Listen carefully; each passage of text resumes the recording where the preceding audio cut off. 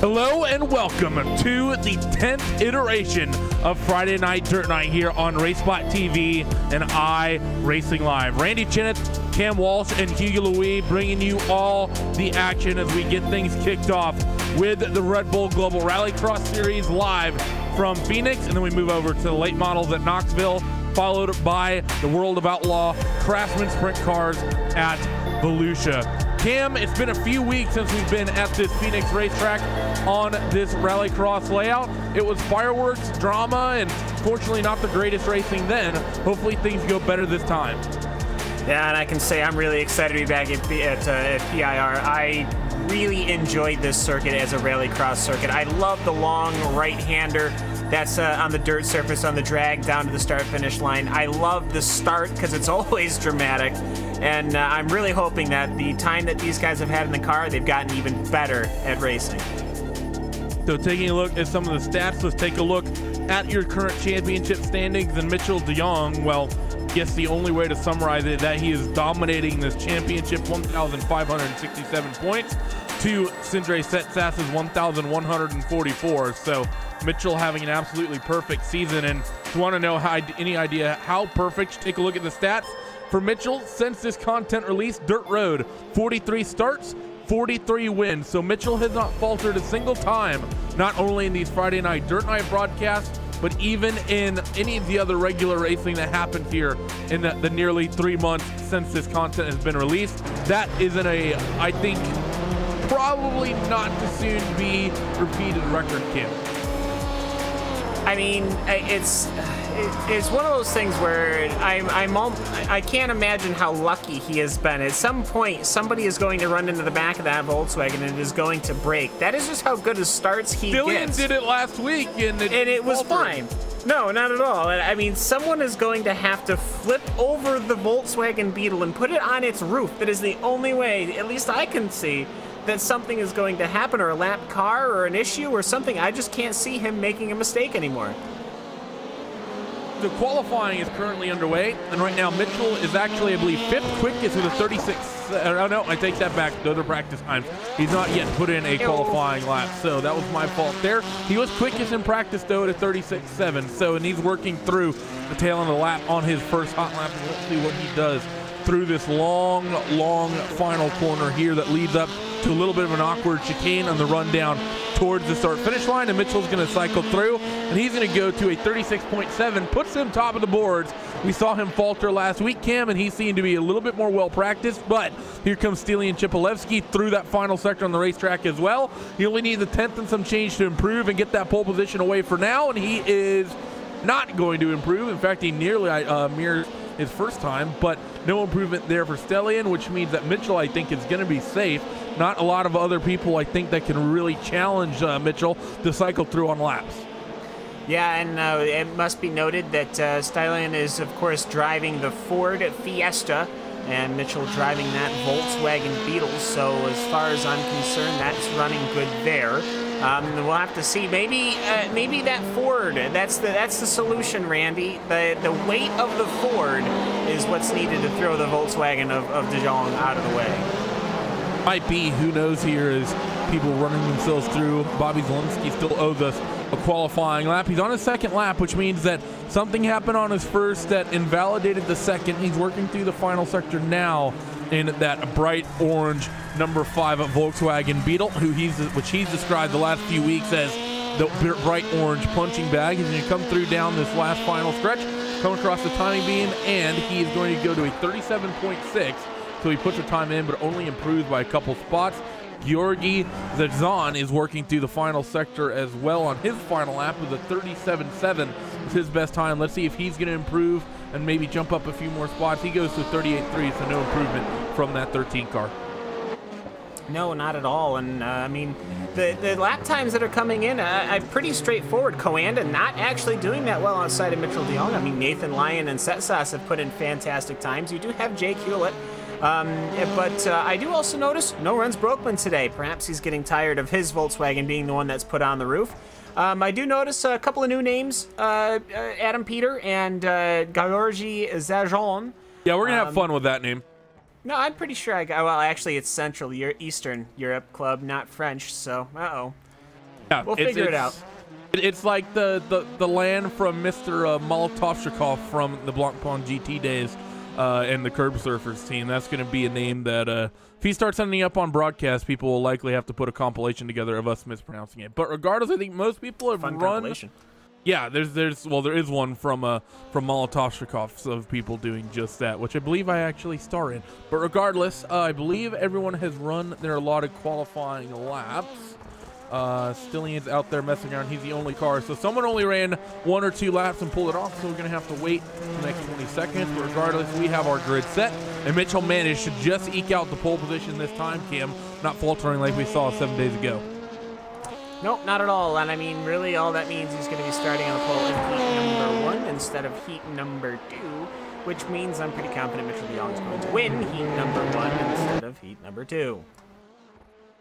So, as that counter clicks down to the 5-minute mark, that's going to bring qualifying to a close, and we are going to have your starting grid here for heat race number 1. Same format as always, 7 or so cars, top 4 transfer, 5 laps, you must joker once. And the joker here is a fun little shortcut that happens in the middle section of the lap. Mitchell DeYoung is on pole with that 36.738, with Sindre Setsas in 2nd, James Eden's 3rd, Connor Parisi in 4th, Adam Elby in 5th, Bobby Zielinski in 6th, and Georgi Zedzan rounding out this 7-car heat. Just waiting to get all these cars onto the starting grid, and then we will be racing here on a Friday night dirt night on RaceSpot TV and iRacingLive.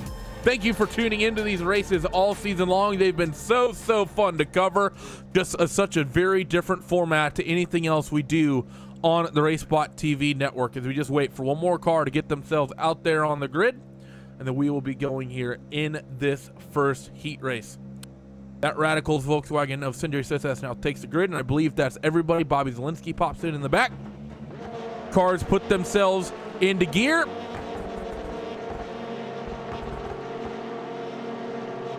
And we are go for dirt night. It's not a great jump from Mitchell DeYoung. They're going to be 4 wide, maybe 5 for this race lead through these first couple corners. Eden backs out of it. Sindre Setsas in the wall. Parisi, he gets turned around in corner number 1 and thrown into the tire barrier. But Mitchell DeYoung is going to keep the race lead. James Eden's involved in the secondary incident as well. Georgi Zadzan, he's got sent around also.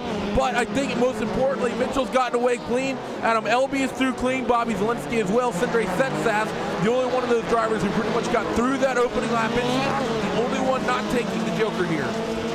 Yeah, and this has been a pretty wild start. It was a calamity of basically 2-car incidents, and not what you want to see at all. I mean, Mitchell DeYoung, well, again, unless he does something, which he did just clip the barrier there, which he did just put some damage on the right front of his machine, so he's got to be careful there. Otherwise, I think perhaps Phoenix is one of the racetracks where you seriously can do damage to your car very easily by hitting those barriers. For some reason, they just seem to hang out a long time here. Setsas does take the joker on.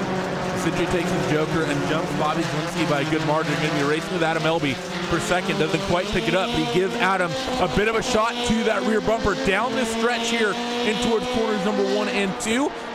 Corner number 1, pretty much the braking zone for the second corner. Sindre locking up. I think Adam a little bit earlier on the brakes than Sindre would like, through that hairpin there as they bring them back down onto the infield sector of the racetrack. Now here they come up to the jump. Sindre has to find some way somehow to get around Adam, but this is one of those racetracks, Cam, where there's not a lot of easy passing zones trying to get things done around here. The only good one is really going into corner number 1. Yeah, and this section here, right, as well. I mean, and you can actually see how Setsas is able to find the grip, and then he just leans the car in it. This is the important thing. You cannot be scared. You have to put your door on another car, and that's a very important skill that these guys have been learning. I mean, look at these guys. They're running side by side, 2, 4 corners now, and Elby tries to get perhaps the runaround. He doesn't do it. They both jump over the curb. That's a 1 position up from Sindre Setsas, and if we were watching this, Randy, weeks and weeks ago, one of those guys probably wouldn't have up in a barrier. Very well, possibly, as Mitchell DeYoung, he's going to come through the final sector on lap number 4 and 5. Going to be getting the white flag here in just a moment. Sindre pushes a little wide through this long right-hander. That might give Adam Elby a bit of an opportunity. He slotted alongside for a moment, but Sindre had good momentum up along the top side of the racetrack, almost as if there was a cushion out there and we were watching the late model cars earlier or something. But final lap here in heat race number 1. Now coming to you down into this first sector of the racetrack. Sindre has himself a car length or 2 on Mr. Elby. Now up to the jump they come. We've seen last lap dramas here in the past, and Sindre is going to pretty much nail it at him. Elby gets thrown a little bit to the right. Got a little too close to comfort for me to those tire barriers, but all your drivers going to work themselves through this final sector on the racetrack. Elby's not going to be close enough, but Mitchell DeYoung is going to cycle through and win heat race number 1. Sindre is going to hold on to P2. Adam Elby coming home 3rd, and Bobby Zielinski will punch his ticket directly to the feature, where Connor Parisi, James Edens, and Georgi Zadzan are all going to find themselves having to run their way in to the consolation race and trying to be one of the 2 cars to transfer there. So those are the top 7 after heat race number 1. And now let's take a look at the starting grid for heat race number 2. You have Stilian Chipolevsky on the pole with this one, with Nathan Lyon in 2nd, Jake Hewlett 3rd, Fabian Menetre in 4th, Carl Jansen in 5th, and Adam Peter rounding out the 6-car field. Again, same exact format. Got 5 laps. We'll have to joker once, have to finish in the top 4 to go directly to that feature. Everyone's on the grid. Cars are in gear. Revs begin to build. We got a bit of a jump from a couple drivers. Nathan Lyon jumps a little early, as well as Carl Hansen. That might cost them big time if they cross the threshold and if the sim decides that they jumped early. And Stilian leads down in corner number 1. Spinners in the background. That's Carl Hansen and Adam Peter. Both of them all halfway sent around, but no major contacts. They were 3 wide between Menetre, Hewlett, and Nathan Lyon. And Stilian Chipolevsky, he's going to lead down into the joker for the first time. Yeah, that incident with Carl Jansen and Adam Peter, that was all Carl Jansen. He just totally drove like Peter was not going to be on the inside there. So unfortunate for Peter, as Nathan Lyon, he gets into Carl Jansen and gives him a massive shot. So quite a couple of exchanges here as everyone sorts themselves out. It looks like Chipolevsky's got a pretty good run right now, but it's going to be Menetre versus Hewlett. That is the battle to watch. And this is going to be for the last couple transfer spots as well, I might believe, as the drivers behind have not yet taken that joker lap, and Fabian Menetre continues to lead as they head up over the jump.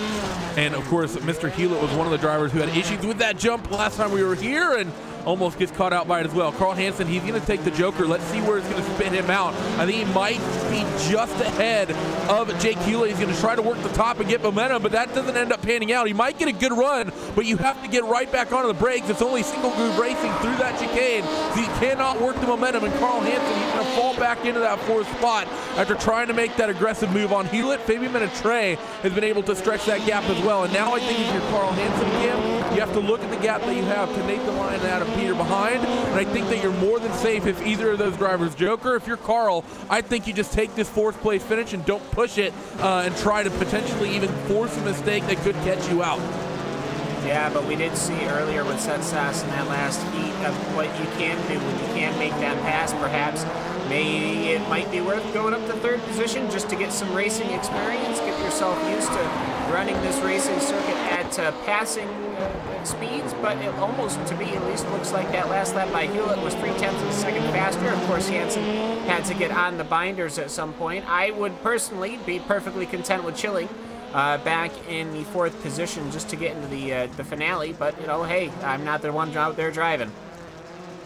But through the final sector for the 4th of 5 laps in this one, as they're about to head themselves down this front straightaway, your top 4 is Stilian Chipolevsky, Menetre, Hewlett, and Hansen. Nathan Lyon is still back there and lurking, and I believe he still owes us a joker. Indeed, he does. His first lap time was not validated, so I actually think, no, that's the same for everybody, so I'm not sure what the deal is there for Nathan Lyon. They work themselves down into the infield section of the racetrack. Chipolevsky is going to get up and over the timing beam right here. Actually, Stilian's time did, so I think we might have 2 people who invalidated, both Carl Hansen and Nathan Lyon, both getting a penalty on their opening lap. Probably the 2 cars that we saw jump to start. But through the final sector for that Apex car is Stilian Chipolevsky. Down towards start finish, he's going to take the win in heat 2, followed by Fabian Menetre, Jake Hewlett, Carl Hansen, and Nathan Lyon. However, that finishing order is not official, because if there's penalties to fall on that Radicals Volkswagen and that orange Ford Fiesta of Nathan Lyon, they will not be in the, is possible that they will not be in the top 4. And indeed, Nathan Lyon falls out of it, and that means that it's not a good night for them, is it? As the consolation race was the one that was dropped. Carl Jansen is the one who actually got dropped from that, so excuse me. But we have the starting grid here for your last chance qualifier. 5 cars, 6 laps, half the Joker once. Top 2 transfer to the feature event. Connor Parisi starts on the pole with Carl Hansen in 2nd, James Edens in 3rd, Nathan Lyon in 4th, and Georgi Zadzon in that 5th position. Cars put themselves into gear, lights are on. Just gotta wait for the greens. And we are go in the last chance qualifier. Connor Parisi gets a decent jump. Carl Hansen on the top side. Going to try to give him a bit of a squeeze. A little bit of contact in the back, but nothing major. Down into corner number 2 now for the first time. And Connor going to work the inside. Carl's trying to squeeze him. Bit of contact, bit of tapping. And Connor's not going to be able to take the Joker if he wanted to. That means Carl Hansen, he's going to have your race lead for sure. As you see that red at Ford Fiesta go up and over the jump with 2 cars closely following of Georgi and Nathan as they work themselves through the final sector. James Edens, he also jokers here as well. So those 2 of Carl Hansen as well as James Edens, they will lead here as one of them gets into one of the tire barriers. That sends that out into the racetrack. That might be a little bit difficult for someone to get around. Doesn't look like he's going to catch anyone out. But I think Connor Parisi right now, Cam, he has plenty of clean track in front of him. He just needs to push, maybe try to reel in James Edens and then use that Joker to jump him. Yeah, absolutely. We got to remember every single time that we always do these is Nathan Lyon does take the Joker. The 2 finishers that are the top 2 in this constellation always go on to do well in the feature, as it was Ajon who pushed Lyon into that tire barrier. That's why you can see a little bit of front end damage on Lyon's Ford. He just took that Joker, but the battle right now between James Edens and Connor Parisi, that one is the important one. That is the battle for the final position. That's the go spot. So these guys battling wheel to wheel for a spot in your feature. Carl Hansen is pretty much skipped away free as Connor is going to try to fight with James Edens for the 2nd spot. Both of these drivers have already jokered, so they're going to have to make it happen the hard way. Nathan Lyon behind is also jokered as well, as a little bit of a mistake from James Edens has opened the gap up and brought him in towards Nathan Lyon. A little bit further behind, Georgi Zadzon. He's someone we still have to keep in mind. That number 13 car still owes us a Joker, Cam, and that means if he can pick up any time on these guys, that's just going to be a freebie for him until he ends up taking that Joker lap. And looking at the gap from here, when he eventually takes it, if he doesn't reel in much more time, he's going to be roughly even as this trio is still very close as they head through the infield. Yeah, and Edens was not able to do a good job over the ramp, and this is the 2nd time now Edens has gotten a little squirrely under it, as it does look like Edens gets a really good run through it. Zazon does not take the Joker this time by, and Lyon was able to close up, but he was not able to capitalize on it. So unless Carl Jansen makes a mistake, it is really just going to be if anyone can pass Connor Parisi to make it into the feature event.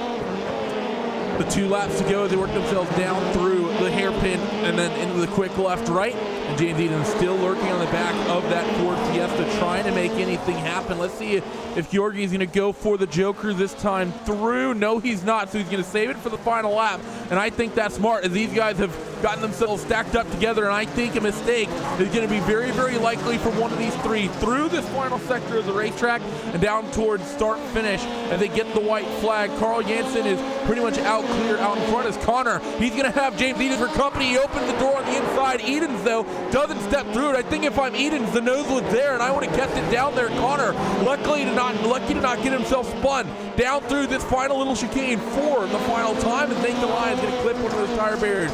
Up to the jump. This caught out a number of drivers in the last chance qualifier last time, and it's going to get the white car of James Edens. He's now out of this one. Nathan Lyon, he's going to be the sole challenger for Connor Parisi. See Georgi in the background. He takes the Joker way too hot. He's not going to be a factor. Carl Hansen, he's going to win this B main. Who's going to be in 2nd, though? It's going to be Connor Parisi in that Ford Fiesta taking home that 2nd spot. So mistakes can be costly in these races. But with that, we have your we have your feature event gridded for you and coming here in just a moment. 10 cars will be challenging for the race win tonight. Mitchell de Jong in the 3 has to be the favorite, with Stelian Chipolewski starting on that 2nd spot. 3rd, you have Sindre Setsas. Top 3 drivers, all very, very quick in these Rallycross machines. Fabian Minatre will be rolling off 4th, with Adam Elby in 5th. Jake Hewlett is in that 6th spot, with Bobby Zielinski 7th. Adam Peter is going to be 8th, with Carl Hansen 9th, and Connor Parisi will be rounding out the 10-car field.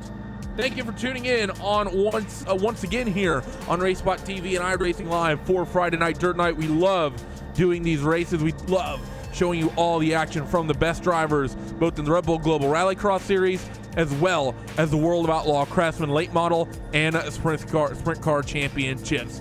Field is now set on the grid. I believe we have all 10 cars out there. And will this be the one? Will someone finally dethrone Mitchell de Jong? Let's begin to build. And we are green. It wasn't a great jump for Mitchell in his heat race, but he gets a slightly better one this time. Sindre Setsas is a man on a mission, and he gets tapped. Prostelian Chipolevsky, Fabian Menetre in the background. He gets sent around as well. Connor Parisi, he's facing the wrong way. Couple cars already caught facing the way they would not want to be. Stelian Chipolevsky also got a little bit of a shot. And Mitchell de Jong is going to take the Joker here on lap 1, as well as Adam Elby, Sindre Setsas, Jake Hewlett, as well as Carl Hansen. They hit the jump on the default layout for the first time here around this racetrack. Bobby Zielinski also opting for the Joker, but Mitchell, he has a lot of room to work with after that bit of a stack up and through the first sector. And I think that's Bobby Zielinski I see making mistakes on the run towards start finish, and Hewlett's harassing the back of Sindre Setsas. Yeah, and at that start there, it was Sindre Setsas and Fabian Menetre who were both had made contact from Adam Elby and Chipolevsky on the outside that ended up collecting Connor Parise, who had just made that transfer spot. Connor's upside down in corner number 1. Sorry to interrupt you, Cam. Not sure what he did here. Oh, he got a little bit loose going into that right-hand flick of turn 1, and he hit that tire barrier. That threw him into the outside wall, and that red at Ford Fiesta ended up on his lid, and that's pretty much going to be the end of the day for Connor. He's still out there, but I don't think he's going to have much pace, and the fight for second is getting close as well. Sindre and Adam Elby, they're bumper to bumper into the first couple corners. Yeah, and we're just seeing the elbows out before we even really got anywhere. Bobby Zielinski's gone almost around, and he ended up taking a massive shot to Carl Jensen. So everybody's really, whatever they built up during the heat, they shook it all off, and they have gotten right back down to the bottom of the barrel, I would think, as it seems to me that these guys are really flexing their elbows and really pushing a lot of maneuvers that they know. They know, and any official racing series, there goes Sindre Setsas around, they know that none of this stuff would work. Jake Hewlett suddenly finds himself, I believe, in the 3rd spot. Adam Elby now running 2nd after Sindre Setsas. Not really sure what happened to that radical Volkswagen. I think he just caught one of those tire barriers, which is so easy to do, and indeed that's what he did. He got a little bit loose trying to get close to the first one, and that spat him out into the second one and sent the car around. Mitchell de Jong now has been gifted a 3.5-second lead here as they work themselves through this final sector on the racetrack, coming to the end of lap number 4, and Mitchell suddenly has been given an enormous advantage. Jake Hewlett now clips one of those tire barriers, and Carl Hansen is going to fight for the 3rd spot. So what's going on out there? This is supposed to be the best rallycross drivers on the sim, and they can't keep it off the walls or off the tire barriers or off each other. They're the best heat racers in the world, but as soon as we get to feature racing, things seem to not translate very well, and I don't know why. But after that start was a super rough start. Is actually Jake Hewlett is around once. He's around twice, up 3 times, 4 times around, and he is going to be done for the day because he rode the rear end on top of Carl. Yeah, he landed on the rear end of Carl Jensen. As it turns out, Volkswagen's Randy very, very circular at the top. So just having a look at that, Jake Hewlett says, hey Connor, whatever you can do, I can do better. And instead of flipping the car once, he did about 2, 3, 4, 5, 6 rolls into that BRS Chenowth Simsport Volkswagen. That will be the end of his day, surely, as Mitchell de Jong now is going to have an enormous advantage. Adam Elby is in 2nd. Carl Hansen is in 3rd with Fabian Menetre. That's really the close fight. Those two really stacked up. Sindre Setsas, he's back facing the wrong way after taking the landing and the jump not quite right. There are a lot of things going wrong, and that's going to be Adam Peters who takes that 5th spot away from Sindre. Yeah, and there is a battle right now between Zielinski and Connor Parise. Connor Parise easily blowing by Zielinski, because I think Zielinski actually has a mechanical problem. Yes, he does, so he's going to pull that car off. So Bobby Zielinski's day is done as here comes de Jong. Actually, I'm almost worried he might have to start lapping some people. That's where your danger is going to start coming into this, because we've still got laps to go, and yet he's lapping the field. And I got to say, for what field is left, not much fighting to do. I think Fabian Menetre and Carl Jensen are about it. Yeah, he just put Bobby Zielinski a lap down, and that's, I think, what happened to Bobby. I think he saw Mitchell coming, and he basically just skipped the jump and went slow on that side of the racetrack as Bobby sends it into corner number 1 and puts that car up on his lid. So that's the third time. I think Bobby's mostly just messing around out there, to be entirely honest, as they're coming to 2 laps to go, Cam. And once again, it's a little bit hot in Phoenix, and these guys, well, if it's hot in the kitchen, maybe you should get the heck out. It's only 73 degrees in the air. That'd be beautiful for Phoenix, but either way, I just... That's winter for Phoenix. Yeah, I mean, I think they have a winter snow alert, actually. But, I mean, for myself, that start really kind of set the tone after basically 3 two-car incidents happening simultaneously going into one. Basically, the entire outside line taking out everybody on the inside line. It just kind of set the tone, and everyone just went, well, all right, I guess we'll just... subscribe to that as Mitchell de Jong. Well, I thought that perhaps this would be the day, but nope.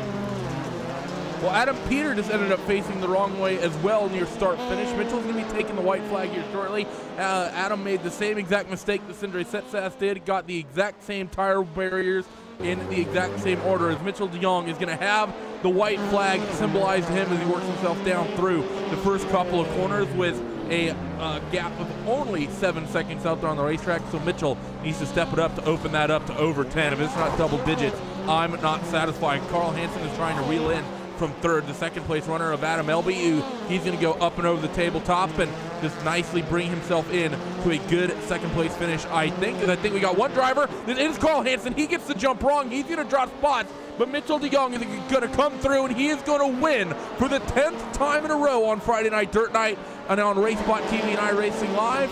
The Red Bull Global Rallycross leg here from Phoenix. Where did Carl Hansen end up eventually falling after that last lap mistake, going up and over the jump? These guys making it very difficult to keep up where everything's going. He only dropped 1 spot, somewhat luckily to him, Cam. This was such a cluster of a race that on the final lap, you could drop 10 seconds or so on your average lap time and only lose 1 spot. That's how many people we lost. Yeah, absolutely. I mean, I'm trying to think if we even had some decent battling. I think we did. I like to think that maybe 1 pass was done. But either way, I think that sets us up, Randy, to, at the very least, if we run at least 3 green flag laps in either the late model race or the sprint car race, I'm worried that perhaps they'll have put on a better show.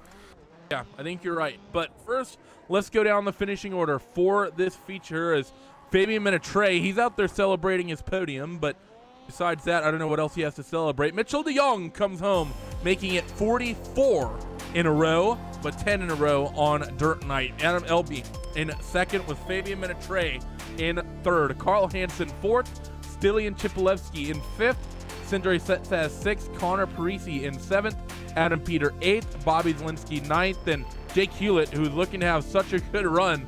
An unfortunate mistake, and I think that was the only one, Cam, where that mistake is somewhat forgivable because he just got in the air, and once you're in the air, nothing you can do. That's really the only incident, I think, where someone just wasn't trying to push too hard. I think it's, you know, because I think you're pretty much right. I think it's just the egos for some of these guys, just too big, and they don't want to let up at any point during these races, and because of that, we end up having these big lap on incidents or people facing the wrong way lap on lap, or, you know, it's just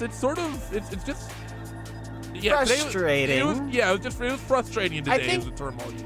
I think for me, the thing is that we get into the heat races. The heat races are fantastic. I mean, the pass that we saw Setsas do was wonderful. Great racing in the heats. And then we get to the show, the primetime show, the show that everybody shows up to watch. And I don't think the moment's too big. I mean, half these guys are basically WDC drivers. And it just seems to me that for whatever reason, it just never seems to hook up for, I mean, we've had some very good racing in the finales, don't get me wrong, but it just seemed here today at Phoenix that we might still be waiting for that A main to show up, if you know what I mean. So, with that, we're going to go directly into your post-race interviews. We are stood by with 10-time winner here on Dirt Night, Mr. Mitchell de Jong. And Mitchell, I'm going to start things out. We've been talking about these people trying to learn how to beat you on these races. Are you going to give a little, you need to put like a PowerPoint presentation or something together for all these guys to make them even be able to finish these races after 10 laps. Do you think you could echo that as well? Well, this was certainly a tough track to do so, especially in the final. with the jump and the way the track wears a lot, it's super hard to be consistent. I think I even said when I was driving, like, I hope I finish this because I'm not really in control at all. So it's a tricky thing to do, and obviously qualifying was super close again. You know, it's definitely really close, and the really small things is what makes the difference. Talking about you on 10 in a row on Dirt Night and 44 in a row in the official sessions, there's been a couple times I've been with you on TeamSpeak or on Discord or something. You've been worried about that record getting broken. I have a feeling that you're gonna be holding on to this for quite a while. You think that you think you're gonna be able to hold on to it, or you get nervous and more nervous every time you load into one of these official races? It's certainly something I want to try to keep. I want to keep it going as long as I can. You know, the last one I was a bit. I was telling myself not to think about it, but inadvertently I made it worse for myself. I think that was part of why I messed up Q last time. But this time I don't know. I felt much more relaxed and yeah, ready just to have some fun. And I think it was much better. So just have to keep the right mindset going into the races and just try to, you know, do your job, and hopefully it works out in the end, and don't really worry so much about the things you can't control. Daytona in 7 days time, which 4 drivers are we going to see not finish there? That's a tricky one. Well, I'd like to hope everyone finishes. It's one of those tracks where it is super tight, with the tires being thrown around in that first chicane and things like that. It's very easy for things to go wrong. But we'll see. It could be one of the best races. We'll have to find out. Thanks for joining us, Mitchell, and congrats on 10 in a row on these broadcasted nights, and congrats on 44 in a row in official. Before we let you go, get the phone out. Any sponsors, who would you like to thank? Of course, I'd like to thank my teammates, everyone at Coanda, especially the Europeans for staying up and tuning in right now. It's quite late for them.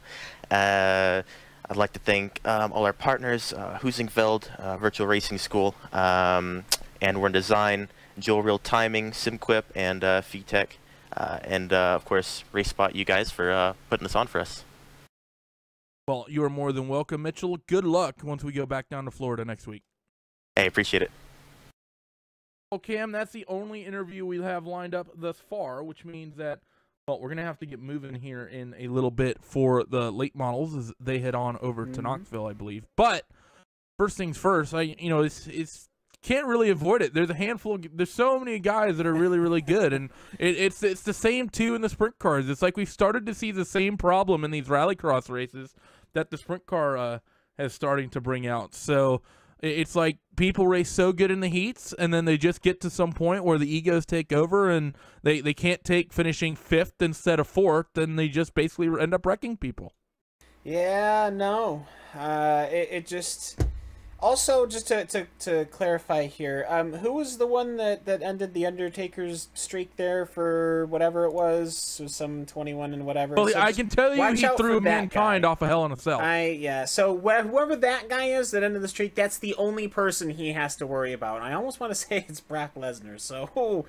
either way, it just seems to me that it just, I don't want to say that the moment's too big, because none of these moments are too big. These guys have basically all raced for cash money, you know, and so for me, it kind of gets to the point where it's not the pressure of the moment, but for whatever reason, just how this goes, it never seems to work out. Really strange, and we'll continue to see how it goes. So here's the other question. Mitchell, he's closing in on 50 in a row. You think we're going to have a Floyd Mayweather versus Mitchell DeJong bout to see who can be 51-0? Is that why we're going to have to settle that? I don't know. I mean, let's be real here. Between a fight with literally any of those people that we've listed in Mitchell, no offense to Mitchell, but he's not gonna win. It's not if it's a physical bout. I mean, I'm pretty confident that he keeps himself, you know, lightweight and ready to drive the car more than ready to throw Mankind off a cell or so whatever the thing is.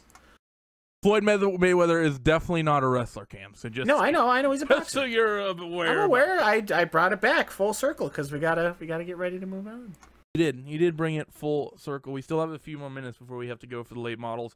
Daytona next week. We've seen Daytona several times. I believe it's going to be the long layout. Short layout, I believe, is the last we used. Let me refresh my memory. I think I'm right. I think it's going to be the long layout. That should be a good one, as Daytona and Iowa are going to be the two tracks that really cap off this championship. And I have to say, probably two of my favorite ones. Iowa, I think, definitely being my favorite. I go back and forth between IRP and Iowa. That's going to be an entertaining one, I think, to really cap off the championship. But Daytona next week, that's going to be an interesting race, as always. Yeah, and we didn't even really have the... Did we even go over, like, top 5 in points?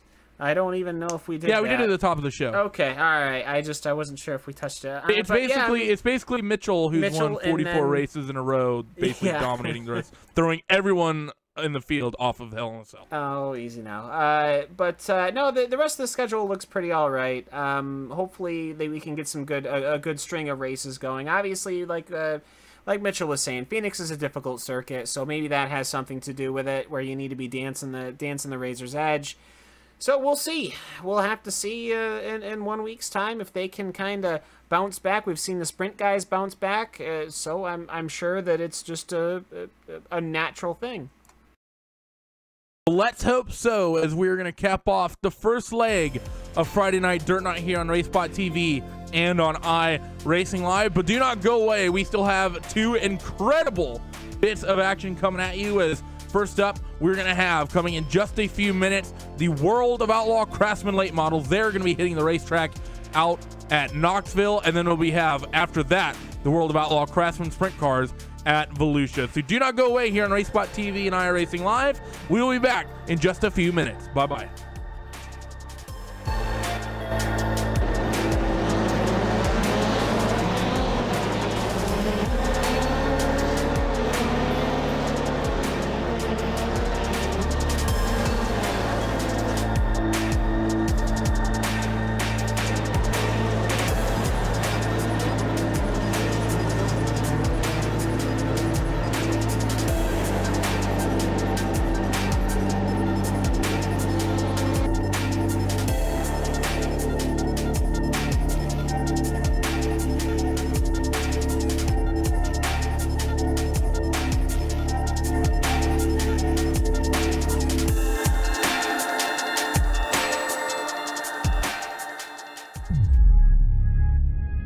I grew up in Northern California. My parents were just really big race fans and took my sister and I to, sprint car races pretty much every Friday and Saturday night. So I did outlaw kart racing from 7 till I was 14. And then that's when I got into 360 and 410 wing sprint cars.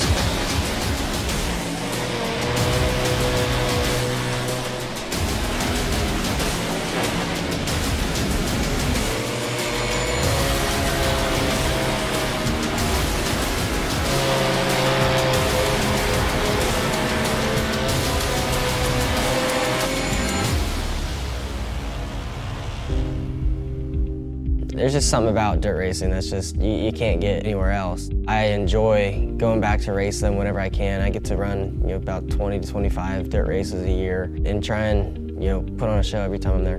Battle for the lead. Kyle Larson to the inside of Shane Stewart. Slide job, no. Larson unable to complete the pass. He'll follow Shane Stewart down the back straightaway. Stewart makes the move to the inside of Craig Kinsler. Kyle Larson goes around the outside out of turn 4. You've got a new race leader. Kyle Larson from ninth leads on lap number 23.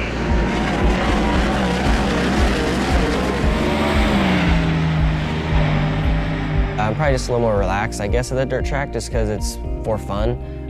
Where the NASCAR stuff, it's points racing and a lot bigger sponsors and stuff you have to please and all that. You're there for 3 days a week, so your approach is a little bit different there. Where sprint cars, you're there for 5 or 6 hours and moving on to the next racetrack.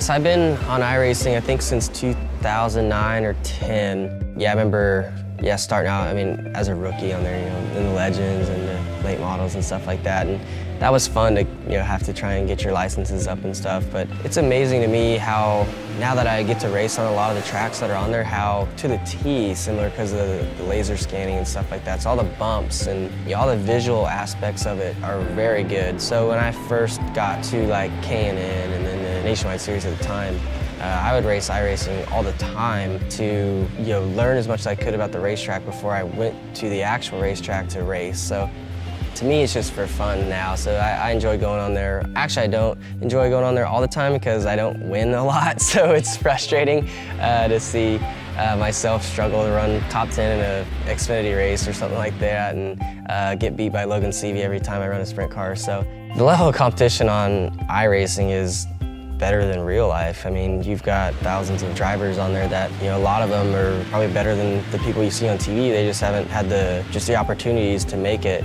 but can kick butt on there, and you can spend all day long running thousands of laps a day, so you can get yourself really good at it. So competition level is just unbelievable really on there. I mean, everybody's been asking for dirt on there for forever.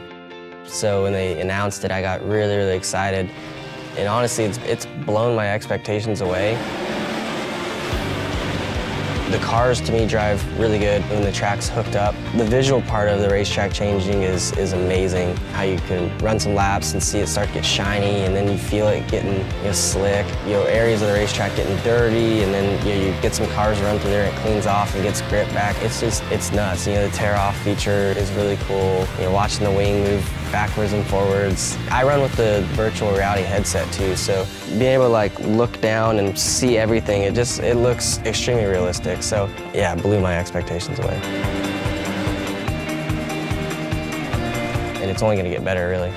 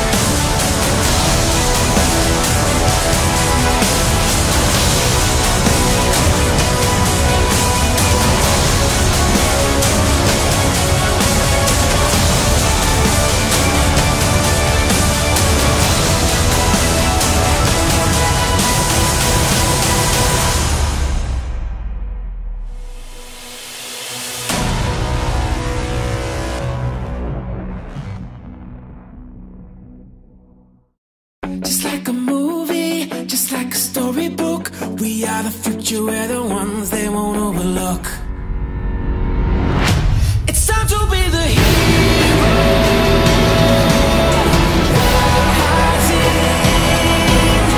Like you've never seen, like you've never seen. Looking for a hero.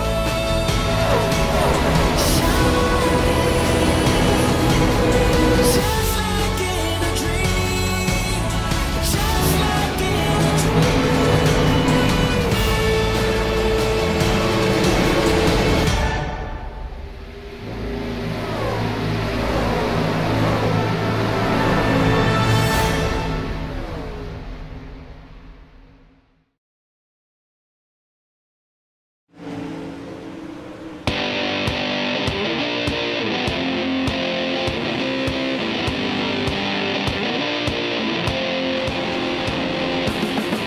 Continuing coverage here of iRacing Dirt Night on iRacingLive and RaceSpot TV. Hello, everybody. I'm Cameron Walsh. That's Randy Chenowth, and that, my friends, is Hugo Louis.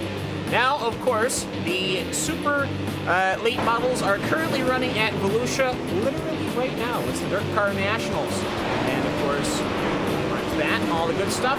They post all the clips and the highlights on their website, on the YouTube, on whatever. So, but first, we got to handle stuff online, Randy. We've got probably what is hoping to be, I'm almost 87% sure that this is going to be the race of the night. If the sprint cars are anything to do about it, GRC kind of let us down. We got super late models. They always put on a good show. Yeah, the sprint cars in Volusia are stereotypically bad, and the Red Bull race didn't really live up to the usual hype. So let's see, if I do the math in my head, let's see, divide by X, carry the one. Yeah, the late models have a good chance of stealing the show once again. Yeah, so let's take a look here at some of the standings. If I can get that up.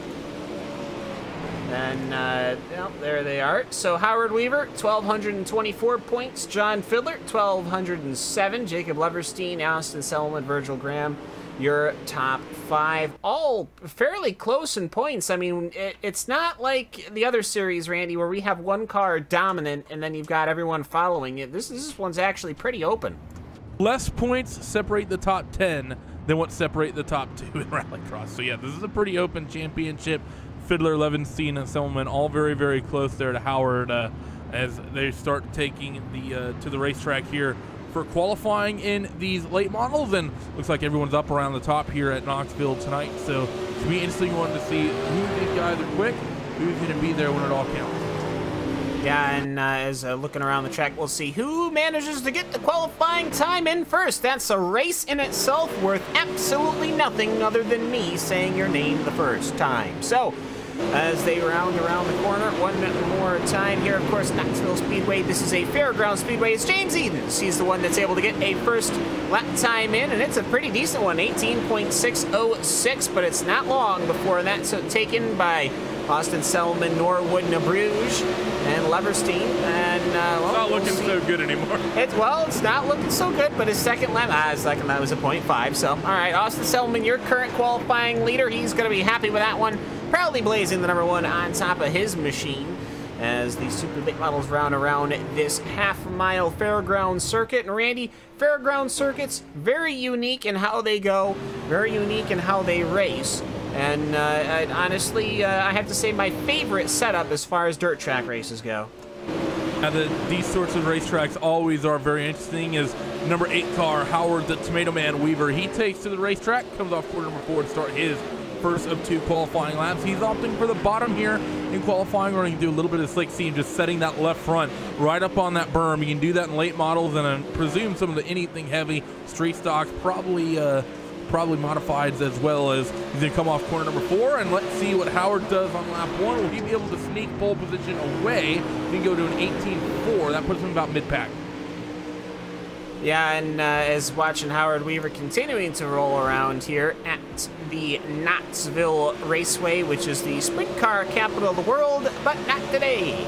As here comes Howard Weaver, there's a starter stand, and then he parks it into the outside retaining wall. Nice Bobby Zielinski impression. It is not going to be very good for the aerodynamics of the vehicle when you crash it into the outside barrier. Still waiting on 2 times. Drew Hirschko and Chris McGuire. Hirschko is out right now as he's driving around. His first lap time is a good one. It's an 18.414. That is going to be good enough for a provisional 6th position. Can he get more out of that number 11? He hangs it just a little bit down low. He tries to work his way through. He's on the throttle. The super late model giving it all. She's got 120 mile an hour. And I think this lap time, I'm not sure if I'm going to be too happy with that one. Yeah, he's abortive of that one. So either way, that's where it is going to land. So that gives us our heats. We've got 19 cars, so it's going to be a 9-car heat and then a 10-car heat. This one is going to be heat number 1, and that, my friends, is going to be your 10-car heat. So let's take a look at your starting grid here as they roll their machines out here under the lights at Knoxville Raceway. Of course, we'll see. I think this is obviously the latest edition, but it won't be long, Randy, because we're going to be getting Lima Land, and I'm pretty excited about that one. But either way, let's take a look at the grid. It's Austin Selman. He'll lead over Justin Norwood. Virgil Graham's in there. Adam Elby, Garrett Nabruge, Jordan Wesley, John Fiddler, Lucas Chowding, Adam Peter, and then Trent Gosley. And Randy, it almost seems like it's not very fair. You know, you're the new racetrack, everybody likes you, and then 12 weeks later you get bumped off. Yeah, it's like dating in middle school, isn't it? It's just sort of, you know, you're the new hot thing, and now suddenly Johnny is dating Sarah, and everything just goes downhill from there, and suddenly you're posting embarrassing pictures on MySpace. But regardless, I don't know if you've actually heard, Cam, but we do Mr. Looselip Myers, who's taken the reins from Looselip's Gardner, let slip on Twitter yesterday that the current production schedule is Limaland into Charlotte into Kokomo. Yeah, the dirt track at Charlotte, of course, hosts many a national event, so that one's going to be good. A little bummed about Kokomo getting a bit of a bump, but I'm okay with that. As somebody has crashed into the outside wall, that's Lucas Chowning. He's brought the car back into line, perhaps having learned his lesson. As our safety truck continues to drive his unmarked, I almost said it, his unmarked pickup truck, that would have been bad, into pit lane this time by. Lights are off, and that is going to get us underway. First heat here at Knoxville. Let's get this ball a-rolling. Austin Sebelman, he's ready to rock and roll. When will he let loose the trigger on his super late model? Ladies and gentlemen, boys and girls, it's the World of Outlaws Craftsman Late Model Series Heat number 1. Austin Sebelman revs it up. He says goodbye and good night, and he leads them all into one.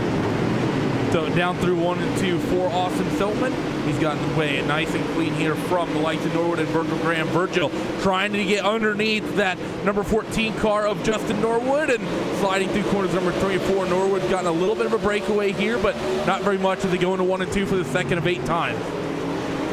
Yeah, so it's Sebelman from Norwood, from Graham, from Elby. Elby looks like he wants to get in some of the action. He wants to get on Virgil Graham. It's top 7 that goes through. My math is correct. That means we should have a B main, which is going to be all the more exciting as Sebelman leads us one more time. And lap number 3, everyone pretty static right now, but they're just getting a feel for what the racetrack's doing. Everyone just getting a feel for things being nice, cool, nice, calm, and cool here as the 7th place is, of course, the bubble man we want to keep an eye on. That's the 16 of Garrett DeBruge. He's got a nice little margin behind to Lucas Chowning in that 12 car, so no real close fight there. It's basically just up here through the top 5. Everyone more or less knows the tail, but that said, Virgil Graham has lost the back of that 14 of Justin Norwood by just a little bit.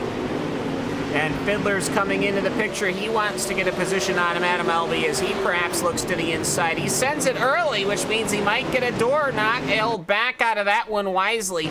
Doesn't want to risk anything. Top 7 will go through. And that 7th position of Garrett DeBruge is gapped to Lucas Chowning, so everyone's safe as it is unless somebody makes a mistake as we're starting on lap number 6. So lap 6 of 8, and Austin Sebelman worked himself out to a half-second advantage here over Justin Norwood. Mr. Virgil Graham has fallen into the clutches of Adam Elby as they roll themselves through corners number 3 and 4, and that's going to be Fiddler as well in the background, who's very tight and close to this battle. As 2 laps to go, they come under the timing beams and into 1 and 2 again.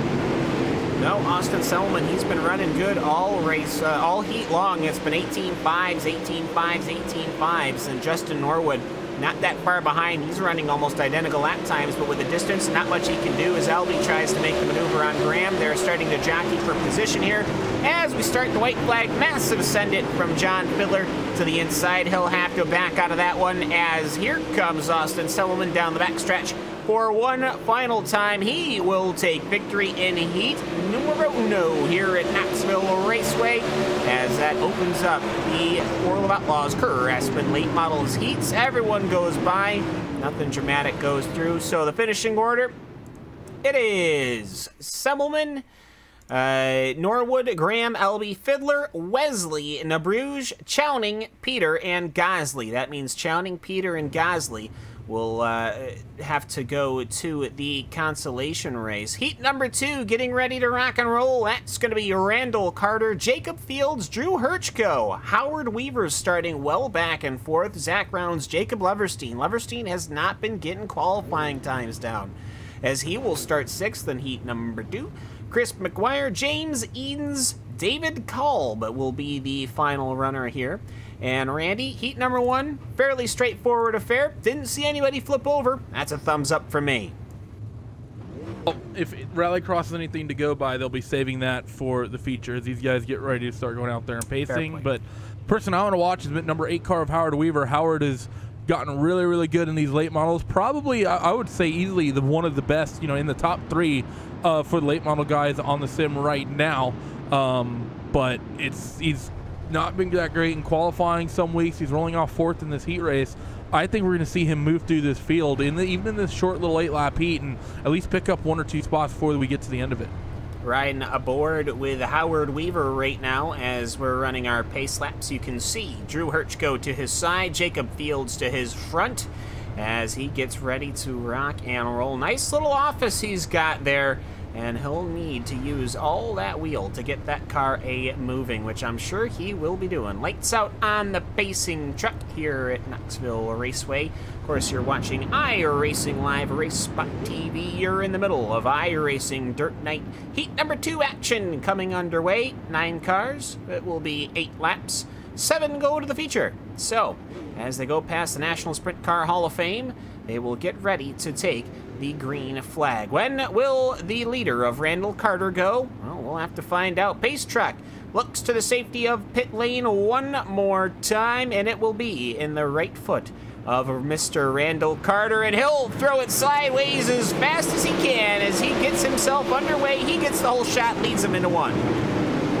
A good jump there from Randall Carter, Jacob Fields and Drew Hirschko. They're closely battling as well for 2nd and 3rd is Howard Weaver. He's fighting with the 6th of Zach Rounds. I predicted that Howard would go forwards, but currently in the process of going backwards. They come off of corner number 2 and down this front straightaway to end lap number 1 up to the top in corners number 1 and 2 as well for a couple of guys. It's still wheel to wheel is Howard Weaver trying to fight with Zach Rounds to get him off his inside. Zach Rounds has been using that inside line. Perhaps the track's starting to yield as the track gets worn in 3 wide as they go through corner number 1. Somebody's going to be a loser out of that one. I think that would have been Weaver, but they stay in it. They basically run the corner near 3 wide as Hirschko works his way on the outside. They'll go 3 wide one more time. Leverstein, he wants to get a piece of this action. That number 2 car ready to rock and roll. It's Carter, Fields, and then this 3-car battle as Hirschko runs the high side, Weaver the middle, and Rounds on the inside. Everyone's still trying to push here as Howard's going to get clear of Zach Rounds here. Now he's going to start working on Drew Hirschko down to the inside of 1 and 2. Zach Rounds gets sent up the racetrack. Not sure if that was a mistake or if he took a little bit of a tap from Jacob Leverstein, but regardless, he ends up losing position and now taps the outside wall and almost gets turned on that number 3 machine of Chris McGuire as he works himself back down this front straightaway and still looking out in front. Weaver's lost Drew Hirschko a little bit, but things are still pretty much single file. Top 5 all very tight. And Jacob Fields did have a pretty decent run. They ran door to door for maybe half of a lap. That is your leader and 2nd position. And Randall Carter's been able to just use the power on that outside line. I don't think the outside line is going to be yielding anytime soon, not until perhaps halfway through this feature event. But Jacob Fields starts working his way. He gets ever closer here. Lap number 7 is Hirschko, Weaver, Leverstein. There's still some battling going on between Zach Rounds and McGuire, and if these guys aren't careful, they might bump themselves in the clutches of David Kolb. As here comes Randall Carter here to put on the show for us to see who might come away with the checkered flag for heat number 2. Jacob Fields tries to throw it one final time, but he's got pressure from Hirschko, and Hirschko's got pressure from Weaver. As they continue to work their way in right now, that number 10 machine has been bulletproof, and Randall Carter will take heat number 2. Jacob Fields will settle for 2nd happily, I'm sure. Then it's Hirschko, and then it is Weaver, Leverstein, McGuire, and Zach Rounds, then Kalb, then Edens. Consolation race time, and Randy, heat number 2, pretty good. Yeah, that was a really, really good little heat race right there. Very competitive, and see that track coming in a little bit. Things were getting a little bit more racy than we saw in heat race number 1. I think that bottom groove is starting to slicken up just a little bit. We have a 5-car consolation race between Chowning, Kolb, Peter, Edens, and Gosley that will go down here in just a moment. But 5 cars, 4 of them transfer, and if nothing else, Cam, instead of just tacking that extra car on the back, we're at least going to be able to get this track beat up just a little bit before that feature opens up, and then that bottom should get a little bit eaten up, because I agree with you. I think it's going to take about 10 to 15 laps into this feature event before that bottom gets so slick you see people moving up top. Of green flag running to get this track slick. Let's be mindful here. It's not the sprint car, Cams. We'll be fine. You say that. Cars are rolling right now. It is Lucas Chowning, David Kalb, Adam Peter, James Edens, and Trent Gosley is going to be your 5 cars here. $5 to the winner. How about that? Let's see if we can get Hugo to do that. It is not going to be a short race. Normally when they do stuff like this, it's literally a 3-lap race. Unfortunately, it is going to be a 10-lap race with 5 cars. So hopefully these guys stay together. They beat the track up for us and they don't beat on each other. But 4 positions to go and 5 cars enter. So we'll see who gets voted off the island, Randy, and well, hopefully we'll at least have a pretty good show. 4 races, a super late model. I'm okay with that. Yep, nice little just last chance qualifier here for 4 of these guys. But, oh well. We wish it may be a little bit more populated, but that's what happens when the races end up splitting. But these guys work themselves down the back straightaway past the National Sprint Car Hall of Fame and Museum there off of corner number 2 and in towards 3 and 4. We're getting ready to release these guys for 10 laps, and we're going to decide who's going to be off the island. Yeah, so Lucas Chowning, that number 12 machine, the red and black with the skull in the front, because that obviously intimidates the people that don't have mirrors on their machines. Lucas Chowning, he puts the pedal to the metal and he leads us all into corner number 1. It's Peter Calb, Edens, and Gosley. Edens way high, Gosley down low, as we're running pretty good so far. Everyone's still liking pretty much that bottom side of the racetrack. Number 12 machine works up to the middle, and we see the 4 car in the back of Edens. He moves to the top, so maybe that bottom's starting to go away just a little bit. Let's see what 1 and 2 brings. 4 car goes to the bottom, and now it's that 3rd place runner of David Kolb. He moves to the top side of the racetrack as he's fighting side by side with James Edens down the back straightaway and in towards 3 and 4, but seems like that bottom groove and maybe slightly up off the bottom in the middle. Still fast here as they come to the end, a lap number 2. Yeah, so right now it's Lucas Chowning. He's got a pretty good break right now. It's Adam, Peter, Edens, and Kolb. Kolb got a really good run onto the inside of Edens. He's going to throw the door going into the inside here. Trent Gosley watching along in the back as he is basically locked out of the A main right now as Kolb continuing to work on the inside line. He's just trying to get that rear tire dancing as Adam Peter in his quote-unquote home improvement machine is going to get some pressure from James Edens. Edens always running the all-white paint scheme because he hates me. As actually really good over-under from Adam Peter, good on the counter. And well done by him. We saw just right there Mr. Edens pick up that 2nd spot in the 18 car immediately. Got Racy getting back down to the bottom. Not very good off of corner number 2 right there. That's going to bring David Kolb into the picture, into this fight for the 3rd spot. 17 car works the inside of that 18 machine, but nothing doing just yet. Off down the front straightaway, coming to lap number 6. So half distance scored complete in this last chance qualifier. And that last place runner currently looking to be the person voted out is Trent Gosley. Needs to hope for some drama out in front, but I think these guys are going to race with each other fairly nice, Cam. No point in trying to fight for 3rd in the last chance qualifier when you transfer at 4th. Yeah, if the winner doesn't even get $5, you're certainly not getting the $5 for finishing in 3rd. So I will say I have been watching the degree of which Lucas Chowning has been throwing his super late model. The rear is getting chucked more and more every single corner, especially in 1 and 2. The angle of attack is exploding, it's growing out, and I think that is a beautiful thing. I'm really happy to start seeing these guys go, because when it gets to be go time, as they're on lap number 8 of 10, when it gets to be go time, I will say this track, it looks to me at least like it is basically all set and ready to go to have a fantastic feature. Kolb still working on the inside of Peter. Yeah, still fighting a little bit there for that 3rd spot, 3rd and 4th places. Kolb, he's not really shown any aggressiveness. He's just sort of put the car down the inside and let that 18 of Adam Peter know that he was down there. They come off corner number 4 and take the white flag for lap number 10 of 10 in this last chance qualifier. Lucas Chowning going to lead the way by about 10 super late model lengths through 1 and 2. And Adam Peter, maybe a little bit of a mistake through the middle of 1 and 2. Going to cost himself a little momentum down this back straightaway in towards 3 and 4. And Lucas Chowning is going to be picture perfect there, running that middle groove. He's going to win this last chance qualifier, followed by Edens, Peter, and Kolb, and Trent Gosley, car number 19. The odd man out in this feature tonight, as he did not have the pace, but we now have our grid set for the main event.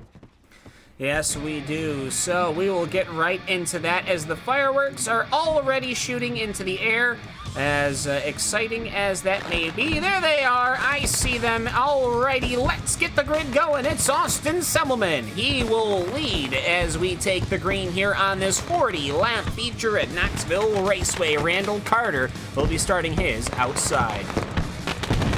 Justin Norwood, he'll be starting in the 3rd position with Jacob Fields, his outside. Virgil Graham, then Drew Hirschko. Then it will go to Adam Elby. Howard Weaver, he starts way in back in the 8th position. John Fiddler will be starting 9th. Jacob Leverstein, he starts even further back. He's going to start from 10th. Jordan Wesley, Chris McGuire, Garrett Nabru, Zach Rounds, Lucas Chowning, James Edens, Adam Peter, David Kolb, and Trent Gosley is not going to be in the race. Sorry, Trent. Better luck next week. So, Austin Semmelman, that #1 machine, getting ready to roll us out. No flames here, Randy, as we have just got fireworks, which seems dangerously close to the track, as Randall Carter almost gives Semmelman a bit of a nudge, or maybe a hello. Maybe just a little bit as these guys cycle themselves out there onto the racetrack. And you're absolutely right, Cam. Surprised. I don't know if fire is banned in the state of Tennessee or what. But these guys do get fireworks all the way around the racetrack versus just nice. I like on the outside of the back straightaway. So as these guys cycle towards the end of pacing lap #1, get everyone formed up. Going to be an interesting feature event. A lot of big names, a lot of people. We don't really get this in the sprint cars. In the sprint cars, it's usually just the top 3 or 4 guys you can name off to have a chance of winning. Here, you can get about 10, 11, 12 deep. Get back to the likes of Chris McGuire and Jordan Wesley.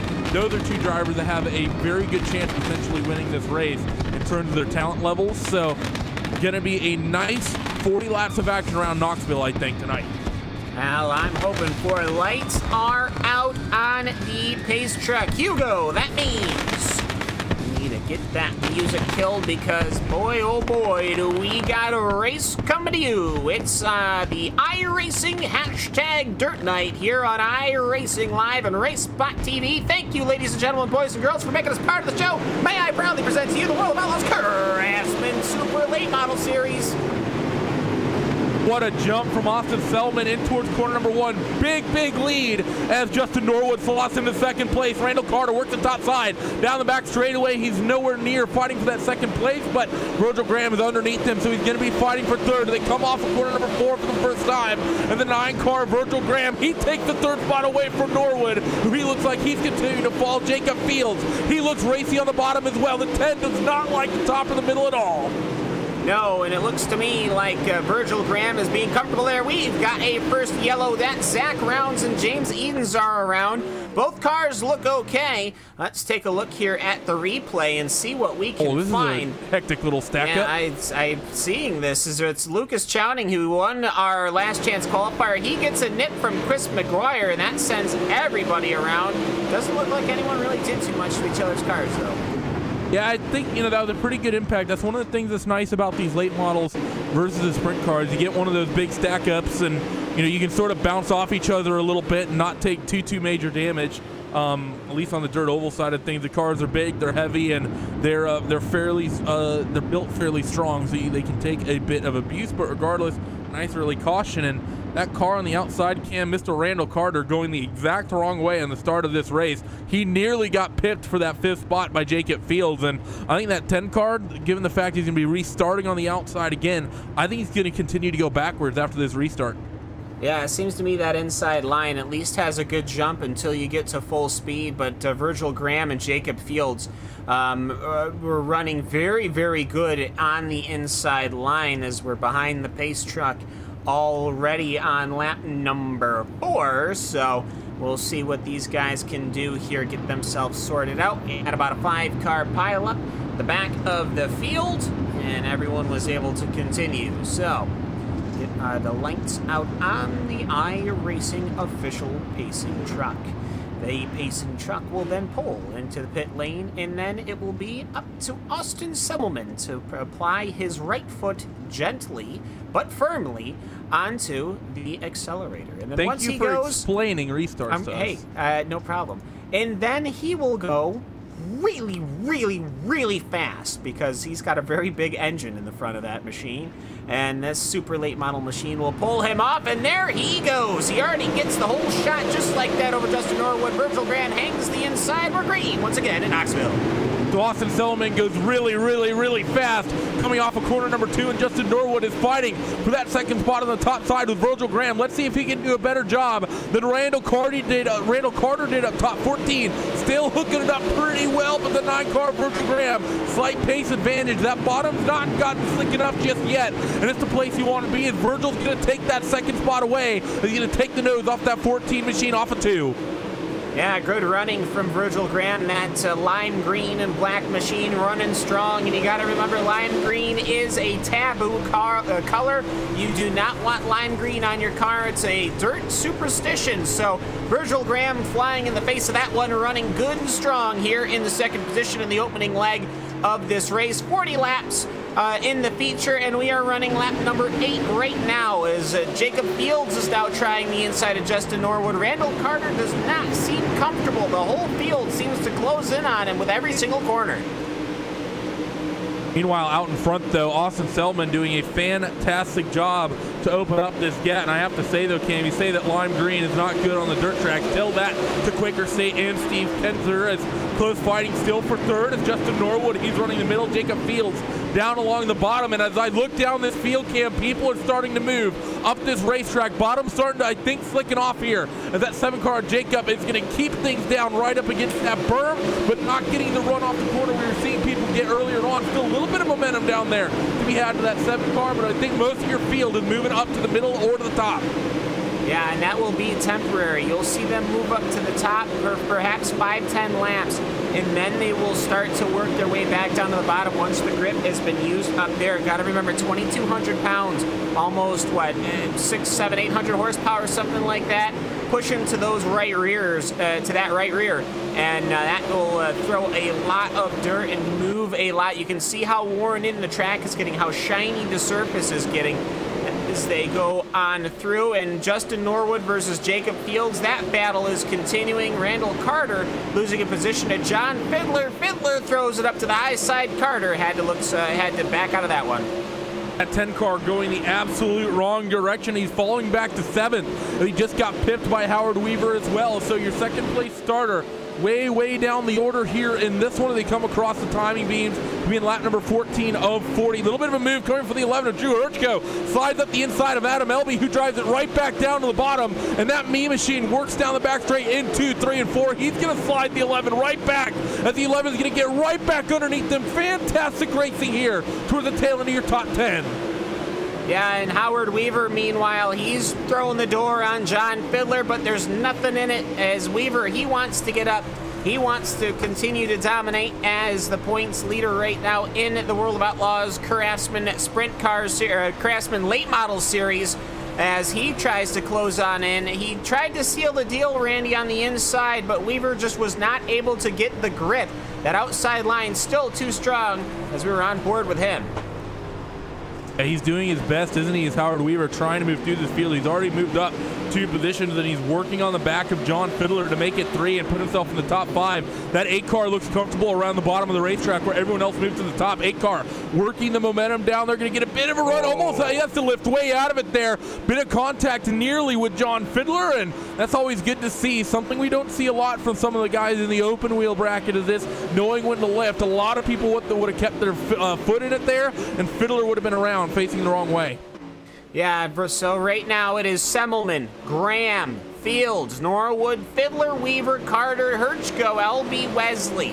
That's your top 10, and Wesley has got company. He's got Jacob Leverstein, Lucas Chowning, and Zach Rounds. Chowning started 15th. He's moved up to 12th, and he's sideways as Zach Rounds tries to move to the inside line, but Zach just can't seem to get anything going, and for Leverstein, he can't seem to get anything going as well.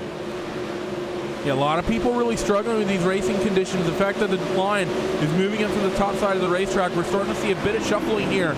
Up and down your running order is still on a side-by-side happening up and down this field. I see right now the 4 machine of James Eden, that all-white number 4 car fighting with Nabruge as well as David Cobb. He's moved to the top. The 17 and the 16, they're running down along the bottom as people are starting to really shuffle on what you said earlier, Ken. That top side is going to sort of start to go away after a handful of running. I don't think the top side's really dead, but there's a lot of people who are running up there for a few laps that seem to have lost that comfort of running up there and are moving getting back down to that bottom groove right up against the berm.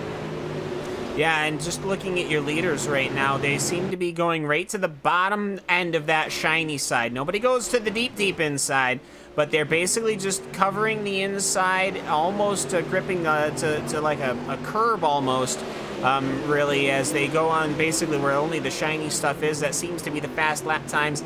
18.864 for your leader, which is probably, what, 5/10 off of the qualifying time. So that is just how much grip has been ripped away from this track. So Selman looking good. He's got maybe a 3-second gap between him and Virgil Graham. Graham has got nothing but a hair's breadth between him and Jacobs.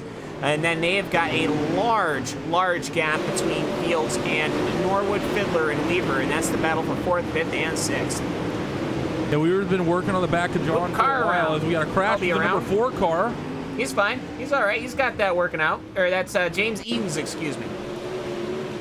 Yeah, so James got a little bit of that mistake, and he couldn't get that car back running right in front of your race leader. So I was about to start talking about lap traffic, and I was going to say I don't think we're going to get to it, but James Edens gets into a little bit of trouble, and that means that Austin Selman's going to have to get underneath him. Does so very well. Before James Edens showing good sportsmanship, just getting the heck out of the way, and he's going to stay up to the top as he needs to now await the likes of Virgil Graham and Jacob Fields to come put him a lap down as well. Yeah, I watched that replay on the production feed, and I got to say that was, you know, for all of the lane cautions we've had, that was impressive that we didn't get a caution for that, as it was 2 individual cars spinning and then another one spinning a second time. But either way, looking up to Randall Carter, the number 10 position, the number 10 car. He has just lost a position to Drew Herchko on the inside, but he's fighting back strong on the outside line. He might have the position, and he does. So we've got some pretty decent running right now, trying to figure out where everybody lies. Austin Silverman has lapped James Edens, and he's not that far behind from Lucas Chowning, as we're running lap 28 of 40. We're closing in on 10 to go here as Randall and Drew are still side by side. I think the 10 car is finally hooked up the top nicely, and the 11 seems to like the bottom. They're basically mirroring each other lap times, lap on lap here, and they're just wheel to wheel, and it's not even anyone getting momentum either way. They're just straight up even with one another through these corners. The 11 car pulled ahead a little bit through the center of 1 and 2, but catches that curb a little bit wrong and have to lift the way out of it. Caution comes out. This is going to reset the field as things are getting very interesting between Weaver and Norwood, and I think Fiddler just dropped a spot or 2, which means that we're going to get an interesting reset of the field as Chris McGuire is the car that's around. Yeah, that's so we got the replay right now. Chris McGuire looked, he just threw it a little too hard on the inside. You see him parked on the outside wall. Leverstein helped him with that. As you can see here on the replay with our little drone cam, he just nips a little bit of that car. He then clips the front bumper and then gets cleaned up by Leverstein. So the number 3 machine not having a good day, but he gets himself sorted out and turned back around. And the car at least looks okay. I mean, at least it did until he tried to do the thing where he spins the rears, because then his rear clipped the outside wall. But we'll just ignore and pretend that that didn't happen on iRacingLive or RaceSpot TV, or pointed out by the commentators. Randy? Yeah, no comment. So with that, we are going to stack them all back up for a 8-lap shootout, should be. Austin Selman versus Graham. Jacob Fields versus Justin Norwood. So this ought to be good. And for Howard Weaver, talk about a break. He started back in 8th position. He's going to start in 5th in prime position to move on forward. And Randy, I think he should get excited about that one. Yeah, you're right. And I think a lot of people, we're going to have an interest. If we keep it green, this is going to be a fantastic run to the finish, because things got themselves a little bit spread out through the midfield, but this racetrack has gotten very, very racy, Cam, and things are going to get very exciting as lights are out, field is stacked up, and Selman's about to bring him to green. Ladies and gentlemen, boys and girls, get ready.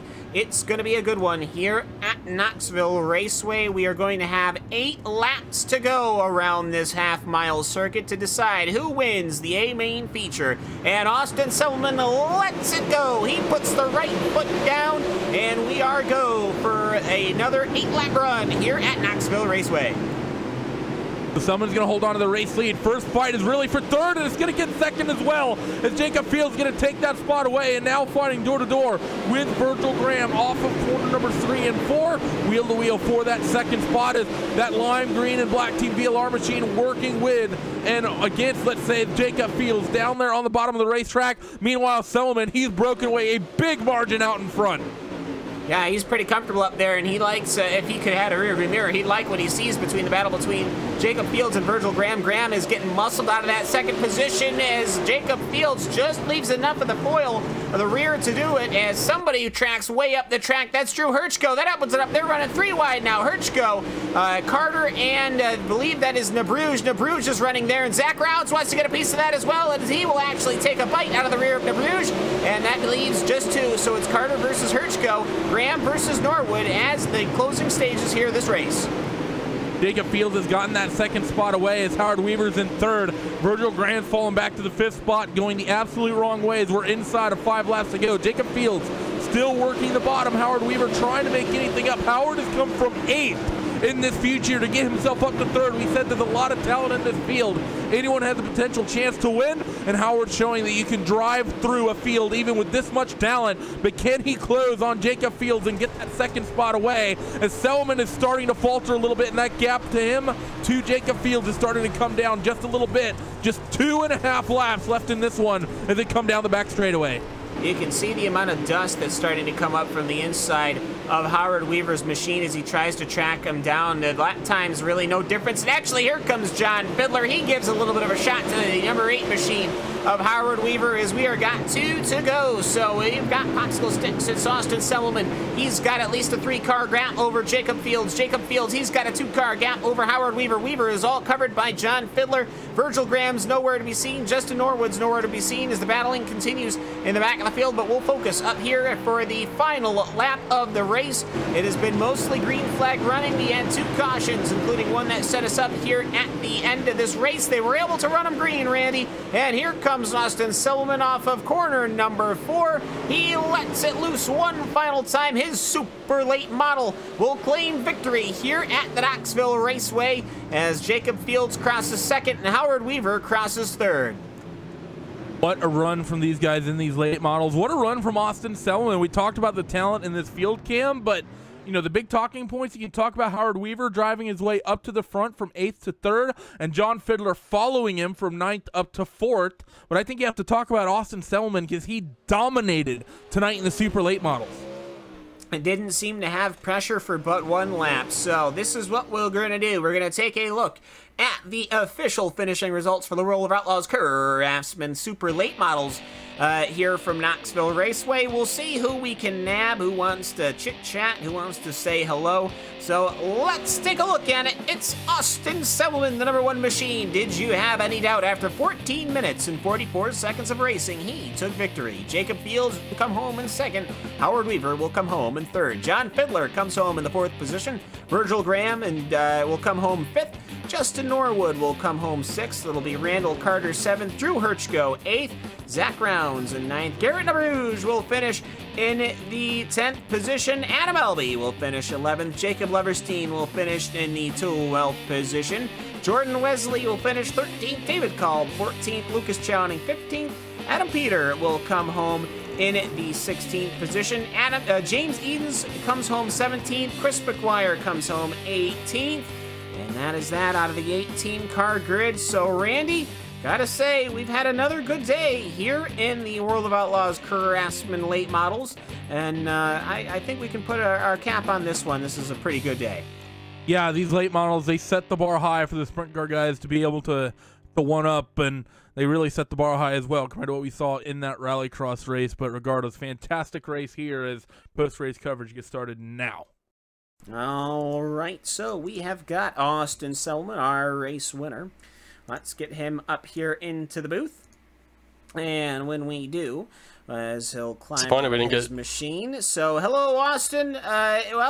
You just took a very gentle ride around this circuit, and no challenges, nothing crazy going on at all. Just take me through your day.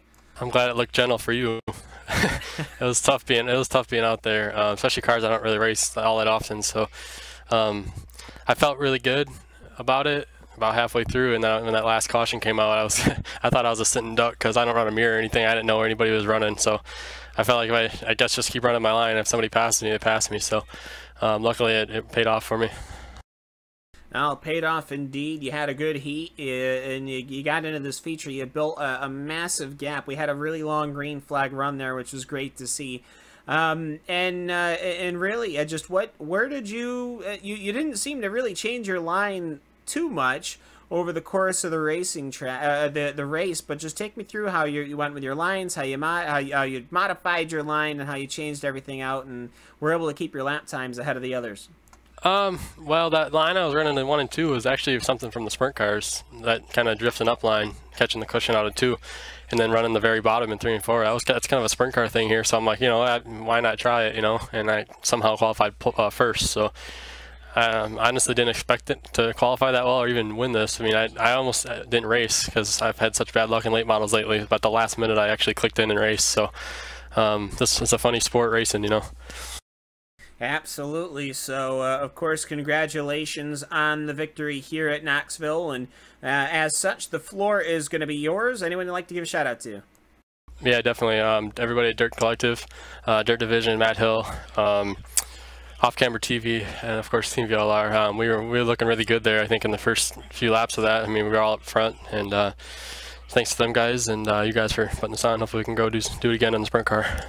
All right, as the sprint cars are going to get warmed up, their session should be launching. So, Austin Semmelman, that is your race winner, and we'll see you next week. Next, we've got Jacob Fields for a very quick interview with Randy Chenowth. Yeah, I'm stood by with that 7 car of Jacob Fields. Jacob, it was a good run for you from 4th up to 2nd, made it +2 spots. That was a very interesting racetrack we had in that feature. The bottom was strong early, then everyone started moving up, and then it seemed like different people can make different parts of the racetrack work. That how it felt to you? Oh yeah, it was crazy to see all the lines everybody was running out there, and it was hard to tell where the car was going to be quick at. The track was really hard to read. Knoxville, of course, is the newest track on the dirt oval lineup currently. This is, I believe, the 2nd time we've seen it in the late models. How are you liking it here after the 2nd show that we've had on Friday Night Dirt Night?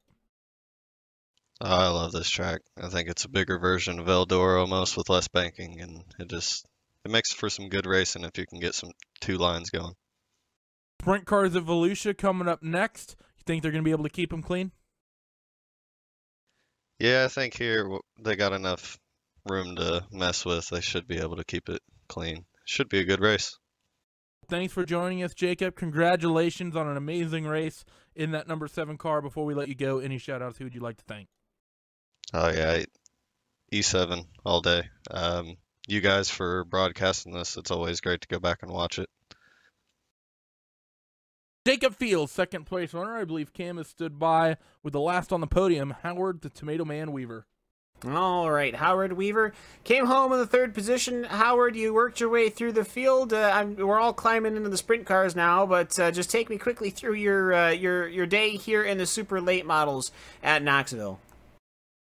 Yeah, it started 8th in qualifying. The car didn't turn at all, so it was pretty tight. So didn't qualify probably where I could have, but in the race, I was just throwing slide jobs on everybody, and they were sticking luckily and got up there. I wish probably there were 10 more laps. I think I probably could have got to the lead after I rediscovered the bottom down there.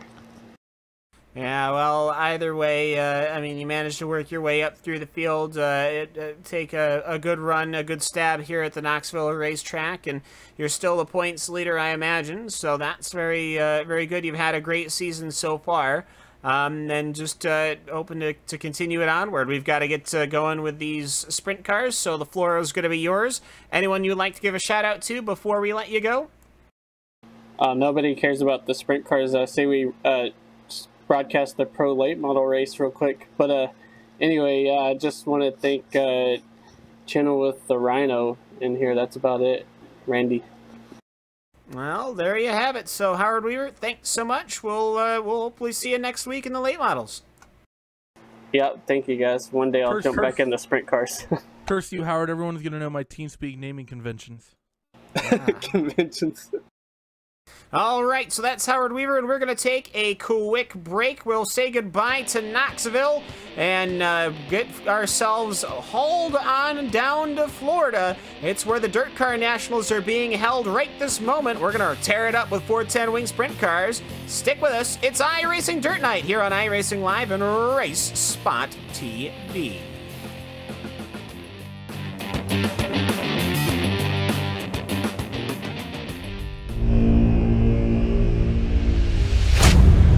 Get ready, going green. Green, green, green.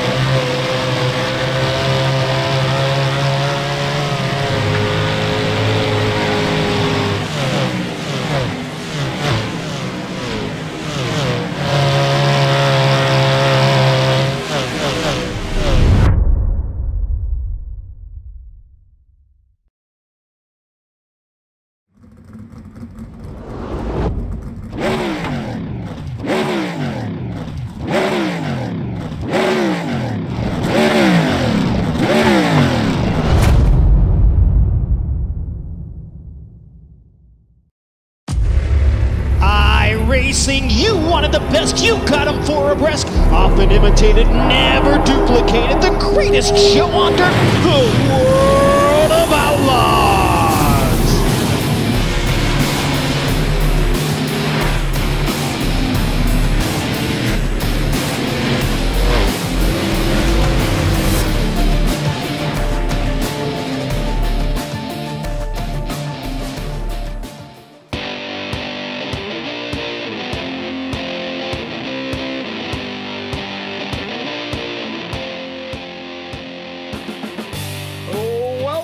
To Barberville, Florida, ladies and gentlemen, boys and girls. Hello, everybody. I'm Cameron Walsh. That's Randy Chenowth, and that's Hugo Louis. Qualifying underway, as you can see here at Volusia Speedway Park. And you're watching the final leg here of Hashtag Dirt Night here on iRacing Live and RaceSpot TV.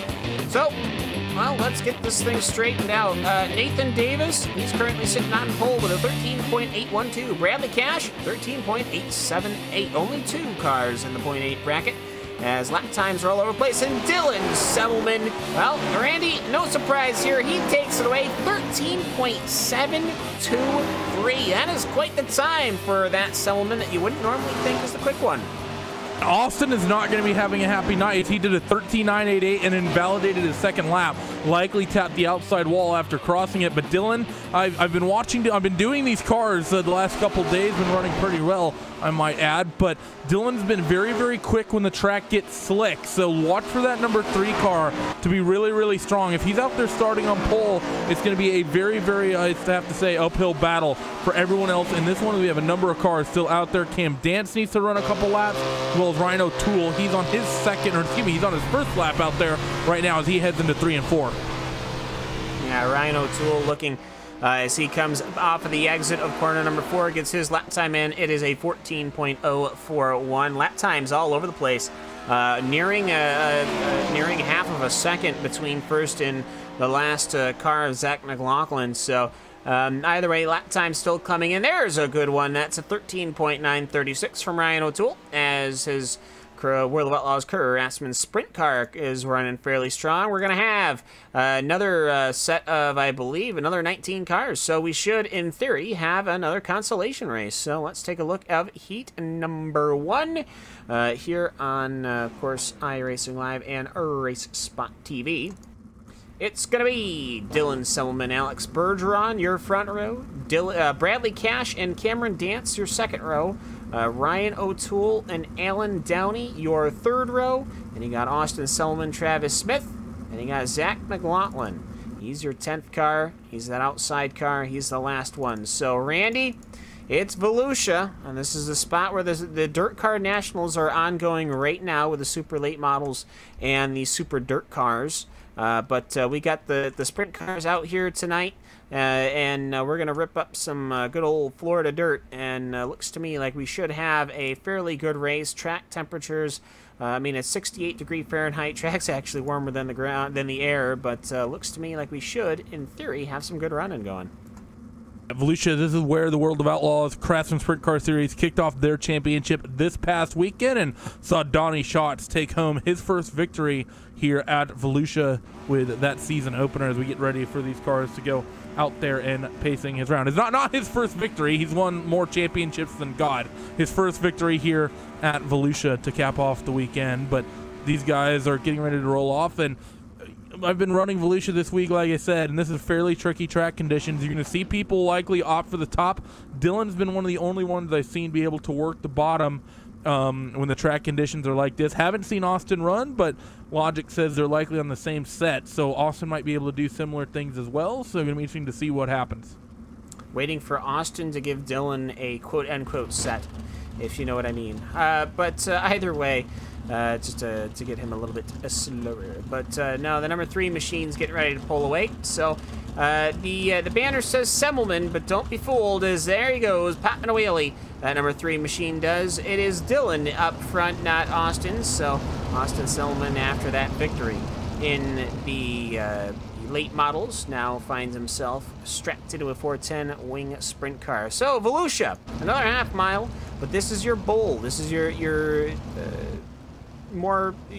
straight. Your only straight is going to be your front stretch. I almost call it the D-shaped dirt demon. That's Burton Speedway. That's a completely different racetrack, but much shorter. But you get that bowl, you get the banks going. You're pretty much on the throttle.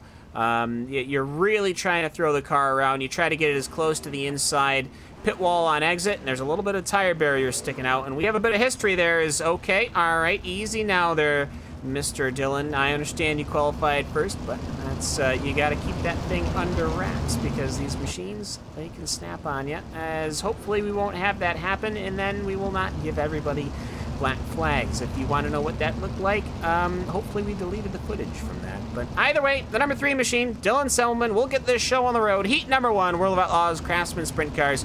Action coming at you live from Volusia Speedway Park here on RaceSpot TV. So pace track, get into get into the pit lane. Thank you very much, Dylan Selman. Then lets the 410 wing sprint car go loose. Alex Bergeron's got nothing for him on the outside start. So Dylan gets the whole shot. We're green. Down through this back straightaway, they're 2-3 wide in the back of the field, but everyone down along the bottom, at least for their front runners. Big slider from who is that? Cameron Dance sliding up in front of Brad Cash. Brad has had to lift way out of that throttle and down through 3 and 4 once again. 9 car slides up, almost catches Ryan O'Toole, but not quite able to do so. John Batista also lurking back there as well, trying to work the middle of the racetrack and work his way up through this heat. Bergeron, he tried real hard to run that inside line in 3 and 4. There was nothing in it. Now there's got about a 5, 10, maybe 13 car gap between Semmelman and Bergeron. Bergeron is almost in the clutches of Dance. Dance is right ahead of Cash as Ryan O'Toole is there. On the inside is John Batista of Alan Downey, and here comes Austin Semmelman running that inside line. He's got nothing in it for Downey, so we're running fairly strong here, halfway through heat number 1. So now through into corner number 1 and 2. Once again, Cam Dance just managing the gap. Things have gotten spread out here as Downey and Austin are fighting, and Austin actually gets a little bit of a tap, ends up in the wall. Back there with Zach McLaughlin. So Austin Selman, I think, currently in a position where he will not transfer out of this heat race, and that'd be quite the shocker from what we've seen him do in the past. There's only 3 laps to go left, and this one going to be 2 to go at the line as Travis and Allen, now they work themselves through corners number 3 and 4 and off toward the front straightaway. Popsicle sticks in the air is going to be, I think, Dylan Selman with a big margin here, already out to a 1 second lead even after 7 laps. And once we come across to start lap number 8, I think he's going to be out even more so than that. And so Dylan Selman will take the white flag right now. It's Selman, Bergeron, Danson, Cash. And right now your last transfer position is between Austin Selman and Travis Smith. So as they go around, here comes Dylan Selman. It's the tale of two cities here. Dylan Selman takes the victory. And I'll see where Austin will come across as Austin comes home in 8th. So Dylan gets pushed to the finale. Austin Selman gets pushed to the compilation. So not necessarily the day the number 1 car wanted to start with here in the 410 Wing Sprint Cars. Your results from it are Semmelman, Bergeron, Dance, Cash, O'Toole, Downey, Smith, Semmelman, and then McLaughlin, and then Batista. Now let's get into heat number 2. They roll them out behind the pacing track here at Barberville, Florida. It's going to be Nathan Davis, Lewis Hewitt, his outside, Corey Wenzel, David Heilman, Kevin Click, Joel Berkeley, Bob King, Austin Matthews, and then Cody Olson, your 9th car. So we got to also remember, we've got Aussies in attendance. You've got, what, 3, 4, 5 Australians here today in our 410 Wing Sprint Cars as we roll them out and get ready to roll, Randy. Always nice to have that international participation as Nathan's going to lead them away. Lewis is going to be the first of the Australians in this heat race, starting on the outside of that front row, and hopefully everyone can just get their way through clean. And that's the thing, Cam. This is what I love. This is what happens with the sprint cars every week. The heat races are fun and exciting, good side-by-side action. People know when to lift, and let's hope that we can keep that up going into the feature. And well, that first heat race is pretty good, I have to say. I thought things went rather nicely. Yeah, I mean, a couple of moments. I saw Ryan O'Toole. He had a couple of moments that he backed out of very smartly, so very good on him. And, of course, the battling, of course, towards the end there. But either way, cars rolling right now. They're taking the Tim Ryan approach of falling back. Not too far, actually. I wouldn't say we're Tim Ryan approach. Maybe Alex Bergeron levels of hanging back off the pace track. I think that's just a normal sprint car community thing at this point. But the pace track, right now, your leader, because we are under pacing. So this time by, they will be coming and picking up the green flag to start heat number 2 here at Volusia Speedway Park. You're watching, of course, the World of Outlaws Craftsman Sprint Cars. And so heat number 2, we'll get this sorted out. It's going to be top 7 over an 8-lap sprint race here in the sprint cars. So 410 Wing Sprint car of Nathan Davis is waiting and ready to go. The number 4 machine with the lime green and the white. Not a pairing of color I would normally expect on a sprint car. And then his outside is the TTL machine of Lewis Hewitt. When will Nathan Davis let that machine roll? Pace truck pulls in. Nathan Davis wastes no time. He's got himself the whole shot and quite a massive one. We're green for heat number 2. Yeah, what a jump there for Nathan. Lewis is going to slot in the 2nd spot. Corey, as we've got a couple cars tingling back there. Cody Olson's in this, as well as Bob King. Not sure what happened on the entry in towards corner number 1 and 2. Cody just sort of ran up and hit Bob. Bob was super slow in the middle of the racetrack, though. Not sure what the issue was there. Yeah, and Cody Olson it took a while to get his car off the track, but he got that handled out there. Yeah, just a little bit of overspeed, unfortunate there. He'll have to make it up in the last chance qualifier. Lewis Hewitt throws a big slider on David Heilman in the meantime. The number 5 of Heilman versus the number 10 of Lewis Hewitt as they work their way through corners number 3 and 4, sliding a little bit up the track as Heilman, but he controls it with a little bit of off-throttle maneuvering as Corey Wenzel wants to get in, and so does Joel Berkeley. So right now, you've basically got the entire field of 1 to 7 and then nobody behind them. So all these guys have to do is finish and they will be in the finale. Doing a good lap there from Nathan Davis as Lewis Hewitt reeled him in a little bit of the 3.5 for Nate versus the 2.3 for Lewis, and David Heilman doing his best to work and just stick to the back of that 10 machine as they come down the back straight. You see everyone working to the top side of the racetrack. That inside and middle groove is super slick right now, and let me tell you, if this race gets any amount of green flag running, is David's going to throw a little bit of a move and try the bottom, but you can see doesn't work out whatsoever and immediately has to get back in the line as it's 2 laps to go. This place is going to be one treacherous racetrack once we get to the feature if it stays green. you're really dancing on a razor's edge when this track gets worn in. When Volusia's worn in, it is not fun. You almost hit the wall on the exit every corner, and that straight, that front straight underneath the starter stand is scary. Nathan Davis, he'll lead us into the starter stand one more time. They will pick up the checkered flag, so heat number 2 will go to Nathan Davis, then Lewis Hewitt, David Heilman, Corey Wenzel, Kevin Click will come across, Joel Berkeley, and then Austin Matthews will finish in 7th. That means that Bob King and Cody Olson will be your consolation. Randy, we've got a consolation race, and we've got a big name in it. 2 big names in it, I would say, is Austin Selman and John Batista. But as the cars are rolling out right now, it is going to be Austin Selman leading, then Bob King, Zach McLaughlin, Cody Olson, then John Batista for a 10-lap race, where the top 4 of the top 5 go to the finale, which means that there is the potential if one of these 5 cars has an incident, they're done. Yeah, it is. You know, there's a couple guys that I've done a couple races with John. I've seen him be quick.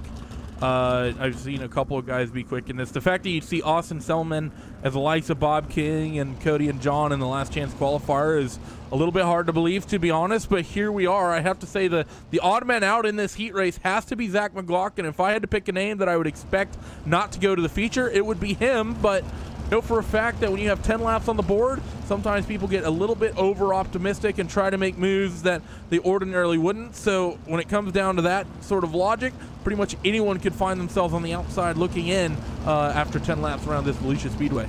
Yeah, 1 car into the wall, and that's it. Your day is D-O-N-E,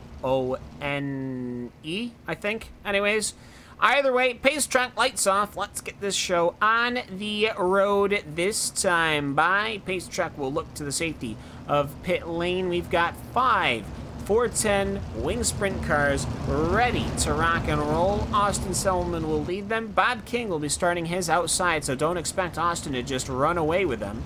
So let's see exactly when Austin Selman will go. He's not hanging back as far else as you would normally see. And also I see Cody Olson with a RaceSpot TV logo on there, so best of luck to him out there, I suppose. So Austin Selman, that BLR machine, getting ready to light the fires and kick the tires. As that 410, yeah, I'm just saying, as he actually gives it a bit of a stutter step, and he kind of throws the field for a bit of a loop there, as they're already knocking in the back, as there was a bit of a knockout between Olson and Batista. So green flag running here for the B-Main consolation last chance qualifier, whatever you want to call it. Austin, Bob, and Zach, they're all the way clean. Cody and John had a little bit more of a hiccup as they're trying to work themselves down this front straightaway as John Batista closes up on Cody Olson right on the back. I think that John might have a little bit more pace than that lime blue and green car as they work themselves in towards 3 and 4. Cody tries the middle. John all the way up against the wall and goes wheel to wheel with Zach McLaughlin. Cody, big impact. He's going to be, I think, our odd man looking out as Cody is stopped on that front straightaway. Well, all he's got right now is to hope is that left front wheel seems to be lifting an awful lot. So I think he has suspension damage, and yep, that's that. So there you go. There's your guy that has been voted off of the island. So Austin Semmelman, Bob King, John Batista, and Zach McLaughlin are going to be going to your finale here at Volusia. So the rest of the time we can just kind of get the track a little bit worn in, get these guys used to it. And actually, Randy, at this point, it's a bit of a bonus to be getting out here running these tracks. You got to remember, Heat 1 has not ran a track this worn, and that could present issues. Yeah, you're absolutely right. Pretty much, everyone who ran in Heat Race number 1 hasn't been out there, and these guys are going to get a little bit of a feel for what's happening out there. And that said, all these guys are definitely transferring. They're going to be keeping an eye on what exactly is happening in this race, is seeing where people are going. You see the 14 car of Bob King, he's starting to try out the bottom and putting down some pretty competitive lap times, as Austin's going to go down there and try it. He doesn't get quite low enough, though, kind of slides through the slick stuff. Need to get a little bit further underneath it, I feel, and he does a little bit better job this time, but still about a car width up from where he needs to be. And now Bob King is reeling him in because of that, as Austin's pretty much just trying different lines, and now Bob's going to fight, I think, pretty much for this race win potentially, because Austin's doing anything but running the fast line, which currently I think up around the top. Yeah, and I think that's kind of the best idea right now. See what you can do, see where you can run, because you're going to be stuck in traffic when you get past this last chance qualifier. We're going to have 18 cars to work your way through. And 18 sprint cars, that's pretty crazy. Either way, lap 10 already upon us. Austin Semmelman, he'll get one checkered flag out of this one. He'll take victory in your last chance qualifier. So it's Austin Semmelman, Bob King, John Batista, and Zach McLaughlin. That is going to be going onward and upward. Now, let's take a look here. The fireworks are going to get ready to roll as the cars are pulling out onto the racing circuit right now. And present the starting grid for our race here at Volusia. Dylan Semmelman will lead us as Nathan Davis starts his outside. Alex Bergeron will be starting in third with Lewis Hewitt starting in fourth position. Cameron Dance will start fifth. It will be David Heilman, Bradley Cash, Corey Wenzel, Ryan O'Toole, Kevin Click, Alan Downey, Joel Berkeley, Travis Smith, Austin Matthews, Austin Semmelman, Bob King, John Batista, and Zach McLaughlin. Now, Randy, I honestly don't remember the last time that we had a 18-car sprint car race, but I'm a bit worried, I will say. Especially around a track like Volusia, we know that these guys have had problems in the past. It's a fun track. It's an entertaining track, especially when you get the car dialed in. And when the track gets to get slick, it's just so tricky and it's so fun when you can get it right. It can be scary, but that's because it's so much fun as well. You see Dylan Semmelman doing a bit of a wheel stand. Saw him have a little bit of fun on the pace laps of his heat race, so hopefully he doesn't take that to the next step, which would consist of spinning that car and end up facing it the wrong direction. But hope for a clean race, 30 laps on the board, and I know that it's possible to do a clean race in this one. These guys just need to be patient. If I can get in there and run a handful of official races and not have any issues, these guys should be able to if they're the best of the best. Well, they should be. Either way, the Dirt Car Nationals going on right now. And I mean that literally. And we join them here in our own virtual Volusia Speedway Park here on the iRacing service. Ladies and gentlemen, boys and girls, strap in. We have got a 30-lap feature event, as it is the World of Outlaws Craftsman Sprint Car Series getting ready to rock and roll as Dylan Semmelman will lead us to the green. When will he go? He's got enough of a gap that he should be able to pull the throttle on as soon as the pace track starts to move. And I think that's why he does it. He King's close to the outside. Nathan Davis a little uncomfortably close to him. Bergeron tries to stutter once, tries to stutter twice. It's a little loose as Lewis Hewitt stays to the up top. And Dylan Semmelman, he hangs it out 2 seconds, and he's off and away. Massive hole shot from Alex Bergeron as well as Bergeron runs the low side. Out to try to slide up here in front of Nate Davis. Nate did not get the jump that he needed. Falls back into third. See him go down to the bottom. Dylan running the top here as Alex tries to work the bottom. Nate goes to the middle. Lewis Hewitt, big slide off of corner number 4. There's basically no good dirt on that top side of the racetrack coming off of 4. Alex Bergeron has the race lead as Dylan Semmelman trying to work the top, but that drill spill number 2 is hooked up, and he's going to lead here on lap number 3.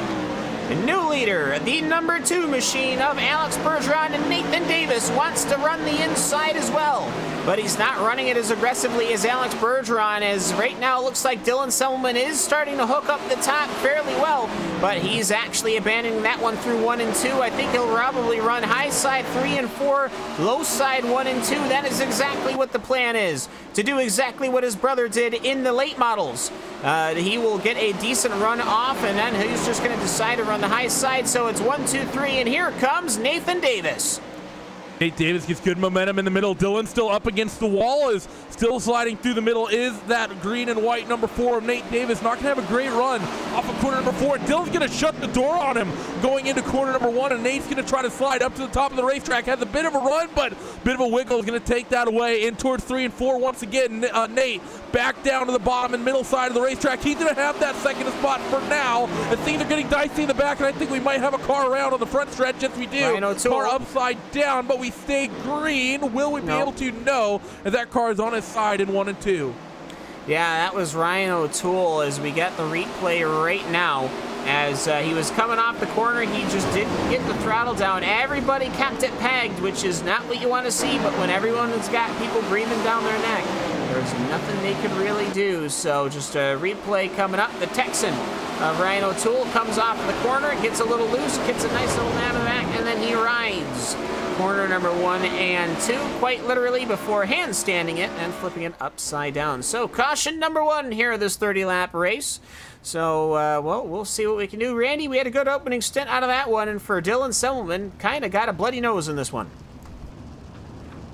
Yeah, I think, yeah, pretty much the best way to put it is, well, Dylan's fallen back to third, so not having the sort of pace that he would want. They said I've seen him be really, really quick when the track slickens off in these 410s, and maybe when we get a little bit deeper in this one, we'll be able to.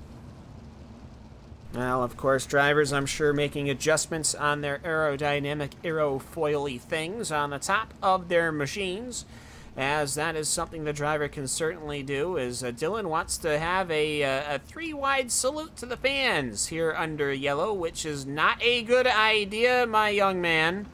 As he seems to be a bit of a firecracker, I gotta say, that Dylan Semmelman. But either way, they're gonna run. Lights are off on the pacing truck as Alex Bergeron leaves his standard distance. It's about 5 car lengths from him and the iRacing unmarked official pacing vehicle, as they will get ready to go green here on lap number 11. We'll have to, it'll be, 19 laps to go here for the feature for all the marbles here at Volusia Speedway Park. Alex Bergeron looking already pretty strong on the inside. Nathan Davis, he was running a pretty medium line. There you go. There's the pace truck in. Alex will roll it on. He doesn't pound it on. He rolls it on to the green, and Dylan Semmelman's already moved up to second. And they're 3 wide for second, and Nate Davis drives it back down to the bottom and gets underneath them 5 car. David Heileman, he tossed his hat into the ring as well. Into 1 and 2, Nate's working the middle, wants to try to make something stick on Bergeron. Hiccups a little bit from Alex, but still able to keep the traction up. Dylan goes down to the bottom, clips the inside wall, and this is going to send him the wrong way here. Lewis Hewitt is going to fight for that 3rd spot up top, and I think he's going to have it as Dylan keeps that thing down to the bottom, and now David Heileman is going to take a spot away as Dylan is getting freight trained. Nathan Davis has taken a bite out of the rear end of Alex Bergeron twice now. He has made nerf bar contact running the inside line as Nathan Davis's machine coming in. The outside line seems to be coming into play as Lewis Hewitt looks strong. And here comes Lewis Hewitt. He runs the inside line. That turquoise DTL10 machine, he runs to run the inside line. Drills to the car of Alex Bergeron. Happy to hear that as he is trying to get, he's got maybe a 5-car gap now, lap number 15. We are halfway through here as it is now Bergeron, Davis, Hewitt, Heileman, Cash, and Berkeley, as well as, I think I missed somebody in there, but meanwhile, I will say Dylan Semmelman has not been having the day that he wants to have. He does a little bit of contact in the background between John Batista and Bob King, but no one gets sent around. Everyone's going to keep it clean as Bergeron continues to work his half a second or so lead. Nate Davis, still see him working in the middle of the racetrack, as well as Bradley Cash. Lewis going to try to work the momentum up top. Gets a bit of a run, and Nate's going to have to be absolutely picture perfect here. Through 1 and 2, Heileman's going to throw up inside of Hewitt. Hewitt tries to get a run up top, not going to be able to get enough as Nate Davis takes that line away as they're scrambling behind, as well as you have Cash, Berkeley, as well as Dylan Semmelman all fighting for positions. Heileman wanted to run the undercut so hard, but he clipped the outside wall. Will he do it this time? That TAC3 machine, he'll move to the inside. He'll get a fairly decent grip as they'll drag race down into the starter stand as they clip away. Lap number 18, we're on 19 now, and here comes David Heileman. He's got the power. He started in 6th. He'll run a super short lines, massive slider from Dylan Semmelman. He'll try to slide 2 cars, and that 2 car has to close into 1 as it is Bradley Cash and Joel Berkeley. Berkeley run in the middle, and here comes the yellow. The flag is out right now. Looks like it is for Austin Matthews, and actually I think, oh no, this is for Kevin Click. Kevin Click ended up facing the wrong way. Not sure what exactly. Oh, yeah, I think you're right. He was up in the wall, and, well, he got into that 7 car of Austin Matthews. So Austin was the actual, I think, bringer out of the caution, but Kevin Click, I think, was sort of the initial causer when he caught that outside wall. And unfortunately, Mr. Matthews really nowhere for him to go as Kevin was trying to deal with faster traffic coming through after clipping that outside wall. And unfortunately, not much you can really do after that. Yeah, and, well, it looks to me like, I gotta say, nobody likes a bringer out of the caution. But either way, looks to me like we will have another restart ready to get underway with maybe 5 laps to go, maybe 6. Is it's going to be Alex Bergeron, Nathan Davis. It'll be more than that, I think. Is it okay? 7? Yep. Yeah, because the lights will go out this time by. So it's going to be Bergeron, Davis, Hewitt, Heilman, Cash, Berkeley, Dylan Selman, Cameron Dance, then Austin Selman. So good running so far. Let's see what we can do.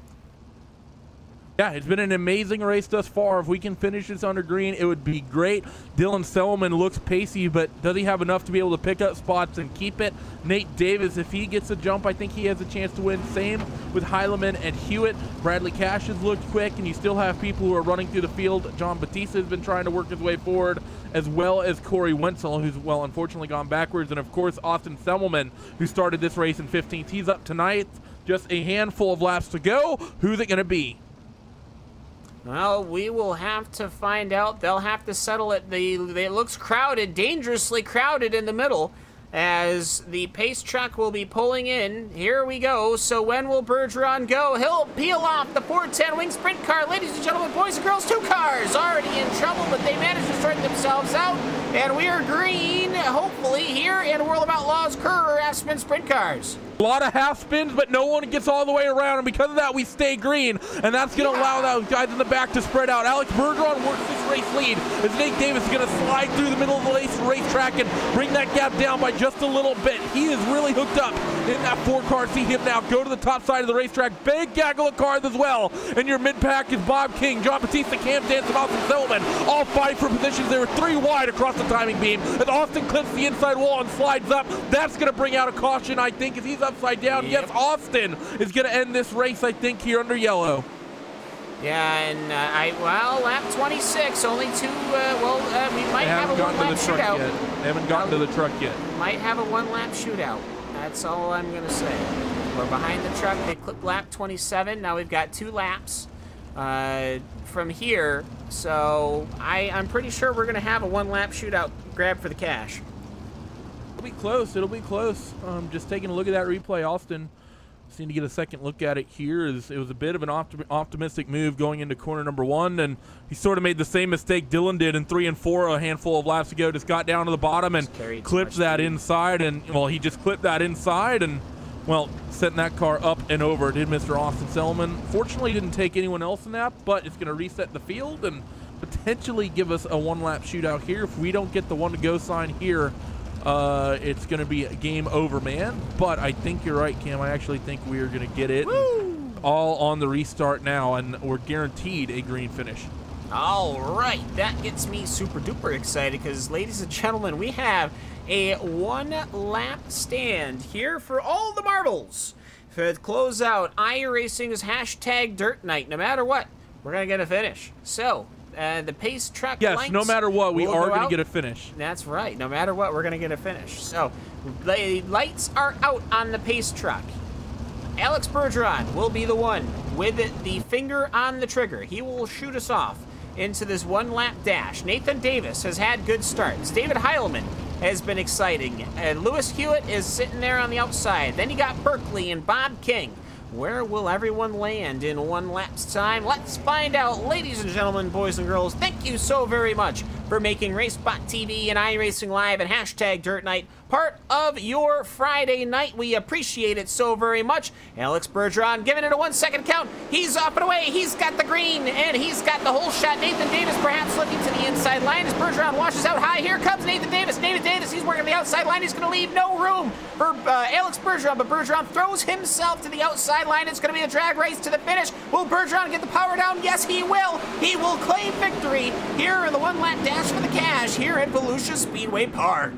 What a run to the checkers, Alex Bergeron. I didn't think he was going to have it. He gave that outside wall a bit of a kiss going into 1. I saw him do something similar last night in a race, and it ended it. This time he's able to just hold on to it. Nate Davis, he made it so worthwhile. Those cautions he got through the middle of the race and came up just alongside Bergeron here as Alex is going to take the big win. And he's just driving around trying to find that victory lane, doing some weird donuts as well. Listen, Cam, you cannot take a Garmin into a sprint car out to guide you to victory lane, as Alex is going to do burnout in the actual pit road. And I think if you did that in real life, you would get hit pretty hard with a breaker bar. I mean, you know, someone would probably throw a jack out there. But meanwhile, we'll take a look at the official race results as we watch Alex Bergeron do the donuts here at Volusia Speedway Park. It plays host to the Dirt Car Nationals, played host to this lovely 410 wing sprint car race that went to one Mr. Alex A. Bergeron. 11 minutes and 14 seconds started third, finished first. Nathan Davis will come home in the second position. David Heilman will finish in third. Lewis Hewitt comes home in the fourth position. Joel Berkeley will finish in fifth. Bob King will, Joel Berkeley, meanwhile, started in 12th position, so I'm gobsmacked by that. And if you're gobsmacked by that, Bob King started 16th and finished sixth. Cameron Dance comes home in seventh. Dylan Selman, oh, what could have been, couldn't get hooked up on the track surface. He'll come home in eighth. John Batista comes home in ninth. Corey Wenzel in 10th. Kevin Click, he finishes the 11th position. Bradley Cash in 12th. Alan Downey in 13th. Zach McLaughlin in 14th. Austin Selman, not the night he wanted in sprint cars, took the victory in the late models, however. He'll come home in 15th as a retirement. Then you got Austin Matthews, Ryan O'Toole, then one Mr. Travis Smith. Randy, well, you know what? I gotta say, I'm not sure who had a better race tonight. Yeah, I don't know. The late models were good, but the sprint cars, they finally stepped up. It took them 10 weeks, but I think we finally had a night where the sprint cars actually put on the better show. Couple cautions that came out, but no big, nothing really huge. The only big incident was, I would have to say, Austin Selman's little maneuver where all he ended up doing is taking himself out of the picture, and after winning the late models, he did not get the run that he would want. And Dylan Selman, he's probably going to be pretty sour after starting on the pole and running himself down in eighth. So an exciting race with a lot of movers, both positive and negative in this one. Absolutely, and we have our race winner climbing out of his 410 wing sprint car. It is Alex Bergeron, the number 2, just getting out of his machine here at Volusia Speedway Park under the lights. Alex, congratulations, you had a massive fight. Take me through that last lap duel. Yeah, it was very intense. I put my wing back a little bit too much on the restart because I was loose on entry, and well, I caught the wall on the front straightaway trying to save it, and I did that turn 1 wall that comes out on the racetrack. So now that was tight racing there, and I decided to run the top turn 3 and 4 to have the run, and got loose, and it was a very close finish. So that was very intense. But the rest of the race was the bottom and the middle, changing lanes, and was very, very fun. And the track grip obviously continually pulling away from you, and just your car seemed to really come into play. Like the first 10-15 laps, the car didn't seem to be there. But once we had that caution, and once we had a little bit of time in the green flag, the car really came into it, and you were just able to throw that bottom line. You were probably the fastest one around that bottom line. Is that a line you normally are the one practicing, or is that just what hooked up tonight? I didn't really run this line this week. I didn't really run this week, to be fair. But normally we run the top here, and this build looks like it's the bottom and the top and middle. So it's kind of like a different way to approach this track. So the bottom is just it was very hooked up tonight, and when the middle came in, I just ran the middle there, and I was fast until I think Lewis got me, or Nathan, I think, at the end. So I think, yes, it was Nathan. So it was a good race, but the track was very fun. So looking forward for next week. And next week will be at the Eldora Speedway, the Big E. And, well, either way, we look forward to you there. We've only got 2 weeks left, only 2 races to go at iRacing Dirt Night as it stands. So looking like things are looking pretty good for you, Alex, as far as not just the point standings, but as far as positioning for the future World of Outlaws Sprint Car World Dirt Championship Series. Yeah, for sure. I want to say a good race to Nathan at the end. I know we touched at the end after the checker flag, but it was very intense. So good, do your race to him, and we'll see you next week. And who you want to give a shout out to before we get you out the door? Who you want to give a shout out to? Yeah, thanks to the Drill Spill, their collective, their car racing, our Inc., VLR for the team. You guys for broadcasting. Yeah, that's it. All right, Alex Bergeron, your race winner here in the 410 Wing Sprint Cars World of Outlaws Craftsman Sprint Cars Series. So, Alex, thank you so very much. We'll see you at the Big E. Thank you. And racing against him in that last lap duel was the number 4 machine of Nathan Davis, and Davis is standing alongside Randy Chenowth. Yeah, I'm stood by with Nathan. Nathan, it was a fantastic night of racing for you. Qualified second, pretty much made it look easy in your heat race. And, well, things got all sorts of hectic in this feature as I think you fell down as far as, I think, 3rd or 4th at one point. Had the likes of Dylan out there who fell like a rock pretty quickly after making a couple mistakes.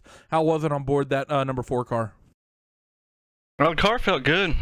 Track was slick, but the car felt good. I'm just glad we got some green flag laps in, better than last few weeks at least. But fun track for sure. Talking about that, I mean, I've been doing a little bit of racing, and Alex just talked about the fact that the way you have to run this Volusia track has really changed in the last handful of builds, and I definitely felt that in the last couple nights. Explain to the viewers what you have to do when you get up there along the fence and when this track really slickens off, because it's sort of a unique experience from running any of the other circuits once things get real slick. Yeah, once it starts slicking it off, you know, you just work your way to the top up there and get in the run, but once it gets up so high up there, it kind of reverts back to the middle and the low line. You just got to use your throttle, and you can usually pull some good runs coming off the low line, especially at 3 and 4 down the front stretch on people that are up on the high side, because pretty slick on some exits and car gets real loose. Not a good thing. Thanks for joining us, Nate. Congratulations on a big second-place finish tonight here on Friday Night Dirt Night. You look magnificent out there. Nearly brought that one away. Just 0.04 of a second off that front nose of Alex Bergeron coming across the stripe. Before we let you go, any shout-outs? Who would you like to thank after this one? Just Southern Indiana Lawn Care for coming on board. You guys for the broadcast. It's always fun to go back and rewatch it. Appreciate the work you all put in up there. Congrats to Alex on the win. It was a close one and good hard battle. I'll see y'all next week. Well, see you again, Mr. Nathan Davis. Hope to see you run well at Eldora. So, Cam, I believe you're stood by with David.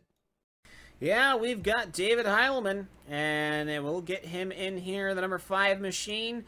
Well, we had a 1-lap dash for the cash, and that number 5 machine came home in 3rd. But there was so much more to the story there. You started in 6th, you finished in 3rd. Take me through it. We're really just glad we finished this week. I really didn't have any expectations coming in. You know, I didn't have the speed I wanted. And, you know, I was just like, well, maybe they'll all crash. It'll be a wreck fest like we've seen here. Or, you know, I play it really safe on fuel. So I was like, oh, maybe they'll all run out if it goes green. Because I was just almost going to say points racing for this one. But just got some good starts. You know, inside or outside, got good starts, and, you know, was kind of just following Lewis through there. You know, didn't know what line to run at all, but, you know, overall it seemed like a fun race. Yeah, in that last lap dash, I mean, we've seen this a couple of times where we've had a last lap or a 2-lap to go dash for. I call it dash for the cash. I know it's not at all, but it's basically what it is. And for all the glory. Yeah, for all of the marbles. And you guys, you got to watch really the duel between Nathan Davis and Alex Bergeron. I'm sure you much would have preferred to have been in that, but just take me through kind of your last lap there. You kind of had to defend a little from Lewis Hewitt. You really didn't have a chance to move on in, but overall, a good lap. And like I said, I was perfectly fine finishing in 3rd. And then I was kind of pissed when that yellow came out, especially because, you know, top split broadcast, the car can't drive onto pit road. So I was disappointed to see that, you know, because I was close enough to those 2 guys too if they started racing anyways with, like, you know, if I could have had 4 green fake laps. But yeah, I was really nervous going into it. You know, I just wanted to stay finished 3rd, and, you know, that's what we did. I put myself in the position there that if those 2 tangled in front of me, I thought I might be able to squeeze by them. But, you know, they both held their lines, ran it to the line. It was great stuff by both of them. All right, now is the time where I give you the floor. Anyone you'd like to give a shout out to? Anyone at all? First, shout out to my YouTube channel, youtube.com/IMD33 if you want to watch this broadcast of the race. Shout out to RaceSpot for putting it on. Team VLR, great group of guys. You know, as I start playing this game, a little more serious. Oh, I'm sorry, simulator. Sorry for you people out there. Banned. Muted. You know, especially with the Pro Series coming up. You know, as it gets more serious. You know, I'm glad.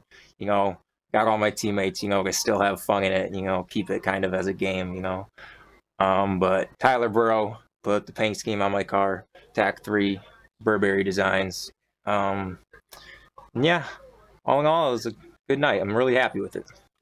All right, well, with that we get to put the we got Joel Berkeley actually. No, we get another. Nah, you don't want to talk to Joe. We'll get to talk to Joe Berkeley. But either way, David, thank you so much for hopping in the booth with us. Appreciate it, and we'll see you hopefully at the Big E. We're gonna miss that one. Yeah, well, they're not gonna be there. Maybe we can see it for the finale at USA. How about that? Yep, hopefully we'll be there for that one for sure. Number 5 of David Heilman, thank you so much for hopping in. We'll see you. And Randy, you are going to be standing alongside with our Australian of Joel Berkeley. Joel, before we get you with Randy, what time is it? It's 1:19 p.m. here. See, well, there you go. Either way, Randy, take it away. I'm stood by with the Australian representative here, Mr. Joel Berkeley. Joel, I almost called you Joe because I'm not good. Joel, is a good run from you. You had to sort of start from pretty deep down this field. It started 12th, managed to work your way up to 5th. Saw a number of people who started out in front really fall down this order, most notably pole sitter Dylan Selman, who went from 1st to 8th. Why do you think that was? Why did some people take to this track well and other people not at all? I don't know. Dylan was talking before the race. He was hoping for a slick track. I thought he must have thought he had it in the bag, but obviously got proved he didn't have much in the end there.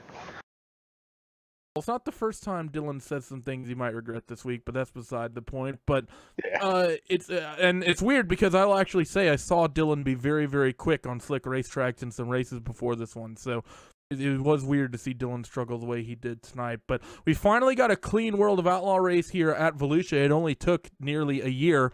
How was it out there, though, with that, being able to actually race under green wheel-to-wheel with guys at this place? It was very different. I don't think I've ever had that in a long time. I don't get much time to race during the week, and yeah, I just usually run the strength field race because, well, that's all I can do these days. But it's actually good to have one that went clean for once and good racing. Eldora next week, you going to put it in the top 5 again? What's next week? Yeah, I'll be here next week. Yeah, I'll be here. You going to put it in the top 5? I'm going to put it in Victory Lane, I hope. Hey. Well, good luck to you on that, Joel, and getting yourself down on towards Victory Lane. Before we let you go, any shout-outs or who would you like to thank? Yeah, it's a massive thanks to the boys at TTL Esports, Ash Media, Speedway Footage Down, the graphics, Hyper Simulator, and everyone else that helps out and makes it all possible. If you're joining us, Joel, good luck next week. Thank you. Thank you for broadcasting it. You are more than welcome. Cam, that's all the interviewees, and did the sprint car guys finally live up to the hype? Yeah, I think so. I think we did good. But right as we were saying goodbye to Joel there, Hugo was showing a part where we literally doored somebody into the wall. So it's okay. It's okay. It's okay. All right. Well, I mean, hey, I can think we can put our hat on this one. This race went very well. The Dirt Car Nationals, hopefully proud of these guys, at least for this time. So as the dirt schedule gets started in the real world, we are getting underway here with only 2 weeks remaining in the iRacing season. And then, obviously, we'll set our sights on the future, quote, unquote. However that may work itself out. We're going to have series qualifying, surely, and then we're going to have, hopefully, the season after that, our World Championship Series. So, iRacing Dirt Night, the days are, unfortunately, are coming to an end, but we'll see however that works out in the future.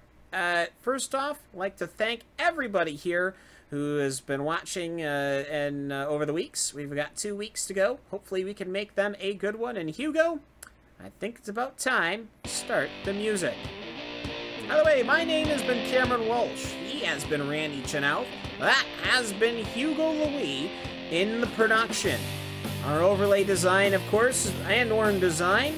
Overlay animation by Apgeneer, and our live timing by RaceSpot TV live timing. So with Nick Fisson. So with that, ladies and gentlemen, boys and girls, we close out week number 10 of iRacing Dirt Night with the World of Outlaws Craftsman Sprint Car Series coming out on top for the first time ever. Well, we congratulate Mitchell de Jong on his victory at Phoenix in his Volkswagen GRC machine. We congratulate Austin Settlement for his victory in his super late model. We congratulate Alex Bergeron for his victory in the 410 Wing Sprint Cars. So for everyone here at RaceSpot TV, thanks for making us part of your day. We will catch you next time. See you later.